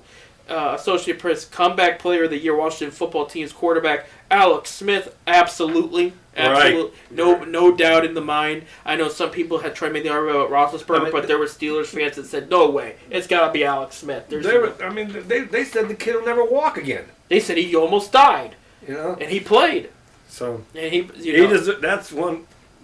Led him to the playoffs. Yep. There you go. Art Rooney Sportsman Award goes to Carolina Panthers quarterback Teddy Bridgewater. That's a good thing. Good old sportsmanship. Kind of a example for the kids there. Deacon Jones Award goes to Pittsburgh Steelers linebacker T.J. Watt. Associate Press Assistant Coach of the Year Award goes to Buffalo Bills offensive coordinator Brian Dable. He was a Browns offensive coordinator during the Eric Mangini era. He's got plenty of head coach interviews for the past couple of years. Didn't get hired for one, but he'll probably get asked again next year. FedEx Air Ground Player of the Year. Players of the Year is Green Bay Packers quarterback Aaron Rodgers and Tennessee Titans running back Derrick Henry. Absolutely. Mm-hmm. Of course, the MVP and Offensive Player of the Year award there. And Bridgestone Clutch Performance Player of the Year.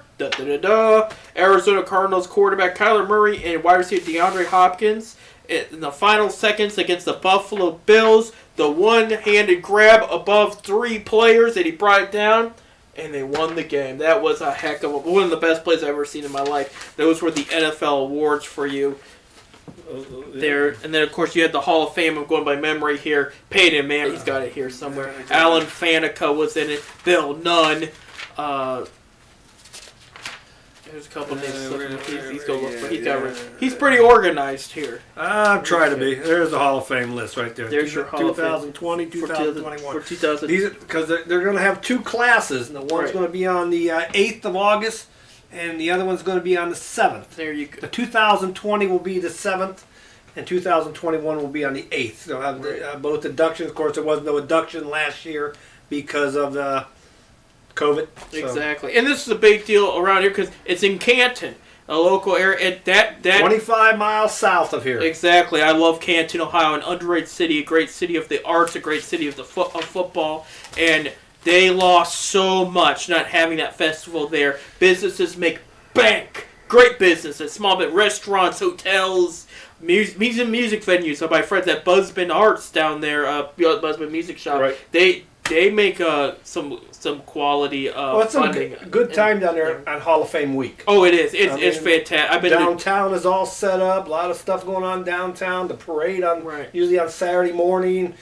It's a lot going on down there at the Hall of Fame. I've been to 2 Hall of Fame games. One of them was Giants versus Bills when Jim Kelly got inducted. That place was roaring with Bills fans. You thought you were in New York with that game. You know darn well this one's going to be packed. Yes. Because of the fact that Pittsburgh playing the Cowboys. Playing the Dallas Cowboys there. Let's read off this list real quick of the Hall of Fame because we have a lot of Pittsburgh and Dallas in there. For the 2021 Hall of Fame that was announced this past weekend, quarterback Peyton Manning, known for winning Super Bowls with the Colts and Broncos, and more one of the best guys to play the game. Fantastic player, first year ballot. Yeah, fantastic person from what I've heard. So I've never met, but everybody that has not said a bad thing about him. It's just the way he is. Cornerback Charles Woodson from the Raiders and the Packers made it absolutely a big threat. In the defensive game, he was just that good. He's a shutdown guy. You couldn't pass near him. Wide receiver Calvin Johns from the Detroit Lions. I remember the day he was drafted. Very tough wide receiver. Big Megatron was a very fitting nickname for him. Very tough guy to guard. He brought down everything. Safety John Lynch from the Buccaneers and Broncos, another hard-hitting safety, good defensive back, now the general manager for the San Francisco 49ers. Guard Alan Faneca from the Steelers, Jets, and Cardinals, mostly the Steelers. Again, he was great at protecting the quarterback. He was big in Ben Roethlisberger's start of the career. Drew Pearson, wide receiver of the Cowboys, there. A name. So there's going to be a lot of blue and white there too. Yes, exactly. Head coach Tom Flores of the Raiders and Seahawks got in, and then scout Bill Nunn for the Steelers. And again, he picked some good players up now that it's been mentioned there. Yeah. That was awesome. That's the 2021 class. A reminder of what the 2020 class is, which will be represented the day before, on Saturday, August 7th. Safety Steve Atwater of the Broncos and Jets. Wide receiver Isaac Bruce of the Rams and 49ers, mostly the Rams. He was a great player too. You want to talk about fast, great hands, just that fantastic. The guy right across from him, Isaac Bruce, Torrey Holt was awesome. What a 1-2 punch that was. Guard Steve Hutchinson of the Seahawks, Vikings, and Titans. If I remember correctly, he was a Buckeye. I want to look that up real quick, just to make sure I got that. But who was it? Steve Hutchinson. Hutchinson, I think, played for the Buckeyes. I want to make sure I got that. Yeah, I'm pretty sure. Get that right there. He was a heck of a player too. Just similar to Faneca, where he was just hard to get around. Pushed everybody. Actually, he went to Michigan. we dropped the ball on that one. He was a big. I knew there was Big Ten there. I was like, team up north. That's why I had looked it up. I said, wait a minute. I just don't want to assume that. I want to look that up. No, he played for Michigan. However, deserving of the Hall of Fame. A great player there. Running back Edgerrin James of the Colts, Cardinals, and Seahawks. Mostly the Colts. He had interest in the Browns there for a while. That was the rumor. He liked Butch Davis. He ran a similar style, but again, that Colts offense with him in the mix, it wasn't that very nasty. A guy that gave the Browns a lot of headaches, safety Troy Polamalu of the Pittsburgh Steelers. What else you say? The guy could intercept. He could cover. Oh, he was great. He could hit. He belongs in the Hall of Fame. I won't forget the worst call called against him was a playoff game. I think it was against the Jaguars. He intercepted the ball. He took it down almost to the end zone, and the ref called him out of bounds. They looked on the replay. His hair waved out of bounds, so it counted. Really? Well, if you go on the website, his website has got a picture of him when he had short hair. Yeah. It don't even look like him. But they basically said the hair kind of counted. I think another part of his body probably did too, but there was a bad call at one time because of that hair there. Head coach Bill Cowher, the Pittsburgh Steelers, former Cleveland Brown player, former Cleveland Brown assistant coach too, very deserving too. Has a heck of a career. I still wonder to this day if he would ever consider going back. I'm going to doubt it, but there's been some teams that I guess have played with the idea of kind of tempting him, because John Gruden said the same thing at a time. Look where he's at now. And then Coach Jimmy Johnson, the Cowboys and Dolphins, absolutely. You talk about that great Dallas team of the 1980s. That he was responsible for. He was responsible for them being called the America's team. The Americans team. So, but so that's what those are the shrinements. The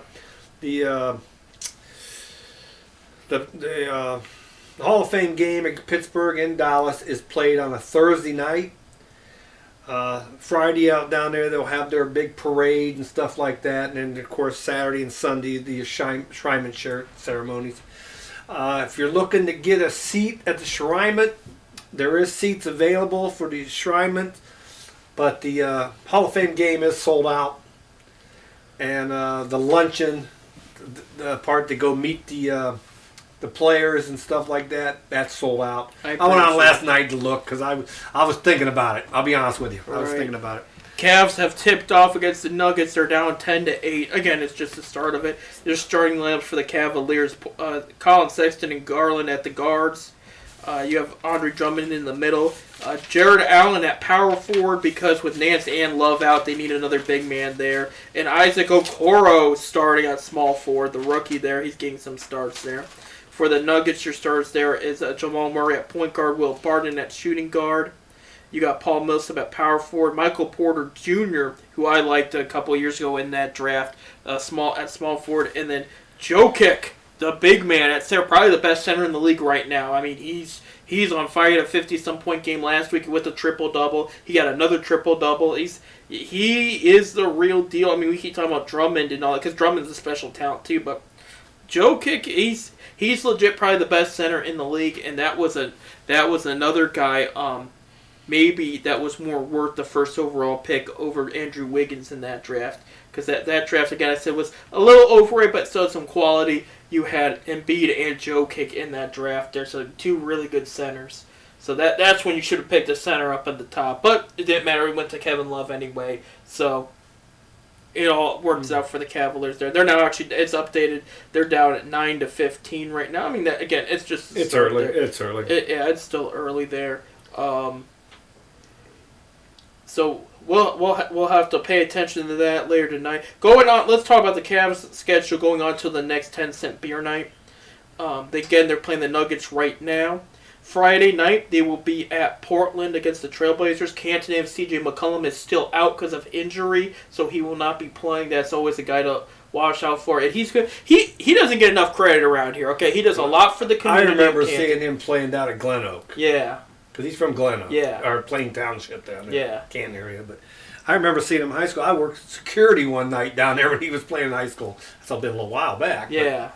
Because it has been a bit. But he does a lot for the city of Canton. He's a big Cleveland Browns fan. But because of what all LeBron does in Akron, it kind of overshadows what kind of he does. But he does a lot, just like Eric Snow did a lot for the community down in Canton. So CJ's a good guy there. After Friday's game against the Blazers, not the Blizzards. The Blizzards are happening outside, or you could have one at Dairy Queen later. I don't care. Sunday night, they play the Clippers, who they lost to about a week ago. They played an overall pretty good game, and then they fell apart there at the second half. So hopefully some revenge there. On Monday, they play those nasty Golden State Warriors in Oakland there. That rivalry is always going to remain the same for a while. LeBron James or not. just you meet a team for 4 straight finals, you're gonna kind of not like each other, especially when one team comes back 3-1. You know, just that's the way it is. So we'll see Steph Curry and the Warriors there, and then the next 10-cent beer night, Cavaliers will be at home against the San Antonio Spurs. So they play all West teams, but not all in the West Coast, and. So they got like what, 2 more games on the West Coast. I mean, they're on a West Coast trip. The West Coast, 4 including tonight. Including so 4 more after 4 after this, 3 more. Okay. Because they go to Portland, to LA, then to Oakland, and then they come back home. Okay. And then they're at home for a few games, and then they're back on the road for a bit, and then they're back, and then it gets kind of sloppy after that. Hopefully they'll open up so more fans can go, because I'd like to get up there and catch the game. They're up to like 2,700, like I said, a little over that too. I think it's like 2,724, some specific number, but it's slowly opening more and more. What you're telling me about DeWine, we'll see if he makes an effort. Tomorrow to announce about opening, letting things. We're talking about the restaurants and bars. Right now, they're allowed to stay open until 11. Rightfully so. And hopefully he opens it up. He might take the curfew thing off and let the restaurants and bars stay open longer, or their normal times or whatever. You know, and like I said, with this, like the football games, basketball games, you go to a bar to watch a game, and half the time you have to leave at halftime because bars are closing. Right. You know, so that's what's hurting the bar owners, and we need to let the bar owners and the restaurants and stuff get back to normal. Start making some money. I mean, businesses are down. What I want to get to people's heads is some of them that are still a little eerie with some of the openings and stuff. It's like, look, about 99.9% of the people are following protocol, okay? This bizarre theory that the certain people that are anti-mask that aren't wearing masks are the problem. We're talking very, very few people out there, and that's not what's spreading it. So, and I don't mean to get all political in the show or whatnot, but I bring it up because it's like now it's time to, I think we've seen the worst, it's over. The hospitals are pretty stable right now. The major ones, I should say, those are the ones that got hit the most. It's time to open back up and start helping the American people out. Right now we're just talking the state of Ohio, and that will include opening up for sports games and whatnot. It was lucky to see, 25,000 was at the Super Bowl. Right. You know, most of them were first responders and stuff like that. And speaking of that, one of the biggest criticizers of wearing face masks and stuff, it was the mayor of Tampa Bay, and she was at every sporting event not wearing one. She was at the Super Bowl not wearing one. And she was at the World Series. She didn't have one on when Tampa Bay was in the World Series. And they showed a picture of the other day down there when the Lightning. That's right. They've had a good year, haven't they, Tampa Bay? They're calling it the City of Champions now. Tampa Bay didn't win the World Series, but they still won the American League. So you had the 3 major sports that are down in Tampa win championships. Like 2016 in Cleveland. Except the football team didn't win it. The basketball team and the hockey team won it, and the baseball team won. So we kind of know the feeling a bit. You know what I mean? No, the Browns will have their chance, but that's, Well, I just know how it kind of feels. I want to be alive to see. No, I seen the Cavaliers win it. Okay, yeah. We did see the Cavaliers win in 2016. But I would love to be alive to see all 3 of them win at the same time. Right. I mean, that would make my... I think the problem, and this is relevant because the survey was given to fans yesterday, including myself. I haven't answered it yet, but I'm still... I know this year's Indians team is going to be competitive. They're going to be in the playoff talks, but the fact... It's a reach for World Series talks. This is the last year of being the Indians' name. It kind of hurts a bit because you kind of want to see it happen. It's going to happen, but to me, they're going to always be this guy right here. Oh yeah, Chief Wahoo. And Chief. Well, they're going to be the Indians. Can't see him. They were the Chief.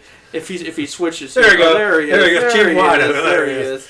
And he's always going to be there. And I noticed the team for spring training bags. They still have Chief Wahoo bags. Well, they're saying you can still buy the stuff. Yeah. You can still buy even after this is done. You can still buy retro stuff with stuff and of course there'll always be the Indians to me. I still call it Jacobs Field. I shouldn't, but it was Jacobs Field. He was a good owner.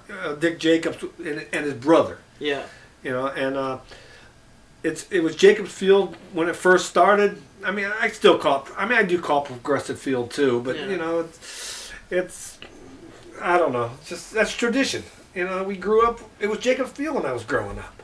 You know, yeah. You know, and How long was it Jacobs Field for? 10 years. 10 years, yeah.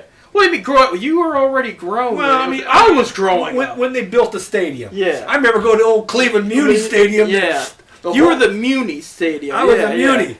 I mean, yeah, Jacobs. It was a great field. It was do not get Jacob me when wrong, I opened- But that confused me. You said growing up. I went, wait a minute. It started in '94. Well, I was growing up. Well, you know what I'm trying to say. Yeah. Your daughter was growing up. Yeah. Yeah. So yeah, you used to take her to the games. I there. remember the first time I took her to a game. You know, we wanted to get autographs. Of course, she was a big Charles Nagy Yeah. fan, and Charles was a great guy. And well, anyway, we were sitting there, and Nagy, Eddie Murray comes out, and he comes out of the locker, future Hall of Famer. Yes. I said, Steph, get his. He was over to sign autograph. Go over and get his autograph. He's going to be a Hall of Famer. Go get his. She said, no, I'm getting Charles Nagy. I'm getting Charles Nagy, and she would not go get his autograph. Of course, he was only signing kids. He wasn't signing adults. He was A lot of them do that you know, now. I know Michael and so- Brantley was like that too. So I went over around the corner hoping to get his, hoping to get him to sign an autograph. And just then, Dick Jacobs walk out. You know, and I got Dick Jacobs' autograph. I go, Mr. Jacobs, and he was getting a white. It was like a Porsche. I mean, it was a fancy car. Oh yeah. Oh, he had the money. And I said, Mr. Jacobs, can I get your autograph? And the funny thing about it is, he signed the back of one of my scout cards because I You didn't have anything else. didn't have nothing signed. You're not like your brother who's prepared. And for I said, anything. can I get your autograph? And he looked at me and he says, sure. You know, only autographs I ever signed is these guys' paychecks. That's what he said. And I got his autograph, Dick Jacobs' autograph. And but my daughter, she never got Eddie Murray's autograph. And she could have, that's a Hall of Famer. That'd probably be worth a couple bucks, you know. But she wanted Charles Nagy, and she's a big Charles Nagy fan. She is. And we was he was rehabbing down at Canal Park when he was playing. I had her daughter. She was probably 13 years old. I know I know her and Chris is watching. But we was down there, and we were sitting in the stands, and she was telling this. We were sitting next to this woman. And she was telling, she was saying, I like him. He's, and the lady looked at her and said, I forgot about this story. Go ahead. You like him? He said, oh yeah, he's gorgeous. She's young, Yeah. He's gorgeous, And she says, well, I know him. And she said, yeah, I'm his wife. It was Jackie, his wife. And of course, she was just kind of a little embarrassed because. Yeah. But that was a compliment. But then, of course, my brother Bill, you know how he is. Yeah. He takes her back to the back and got a picture, and she signed his jersey and all that stuff like that. Bill's like, no, wait a minute, we can negotiate here. You're whose wife again? It was funny, but yeah, we gotta get Bill back here for all those stories and whatnot. But no, usually little girls like the celebrities, like your pop stars, whatever. She had the hots for Charles Nagy, and that wife took it like. You could tell his wife. She loved it. Yeah, she did. Well, there was one time. I used to be an intern and a mascot for the Akron Rubber Ducks. Yeah. And I was. I'm trying to remember. I was not the mascot this day. I was their walker, just to make sure that they're safe, they're all good, everything. And we had this couple. Not couple. It was two girls. It was a mom of twin girls and her friend. Okay, good-looking women, and their girls. Their little girls kept running up to the mascot. They got pictures and everything. They ran up to him like 3 times, and I was like, oh, they were, because usually kids run up once, they have their fun, and then they go get ice cream or whatever. I was like, man, they're really digging it. And so I take the mascots down for their break, and we're sitting there. And those 2 women and the 2 girls walk by, and I'm like, what are they doing down here? And it hits me. Josh Tomlin's rehabbing that day. It's his wife and his girls. And there was a friend or a sister-in-law or somebody with them. But that's why they came down. And the mom's like, ooh, because she didn't want them to see like the mascots without with their heads off, because I guess it creeps some kids off or whatnot. It's just the way it is. But it's funny when you see that, like when they go to rehab and who all they see. I know Victor Martinez had made friends in Akron when he played there, and when he would rehab, they would go because you would see him, like, it'd be non-fan, they'd be waving to him, and he'd be like, oh, like, what a surprise! Hey, like, hey, you know, they say that was that restaurant down there. I don't know if we're allowed to say names of restaurant, Minch's Brothers or whatever down at the stadium. Something, yeah. You know, they say that every once in a while Carlos Baega goes in there because he ate there that one time. He liked it so much that when he comes to the Akron area, he goes there. I've heard a lot of good things about them. They have other locations too. A lot of people really do. So that makes a lot of sense there. We got one more minute. Let's give you one quick Cavs update. Oh, actually, we're out of time now officially. Cavaliers will be finishing up against the Nuggets tonight. Real quick update. I got 28-14. They are down. Nuggets are a good team, so they're going to have to fight and scramble for that one. Thank you guys for tuning in. Seriously, we're here every Wednesday. Hey, just forget. Don't forget, next Wednesday when we go on the air, pitchers and catchers will be in camp. There you go. There pitchers we go. and camp. Spring's right around the Bob corner. will probably be back with us next week there. 7:30 to 9:30 p.m. Eastern Time every Wednesday here at PolymerCityRecords.com. 10-cent beer night. I'm Seth. I'm Bob. You guys have a great one. Go Cavs. Good night.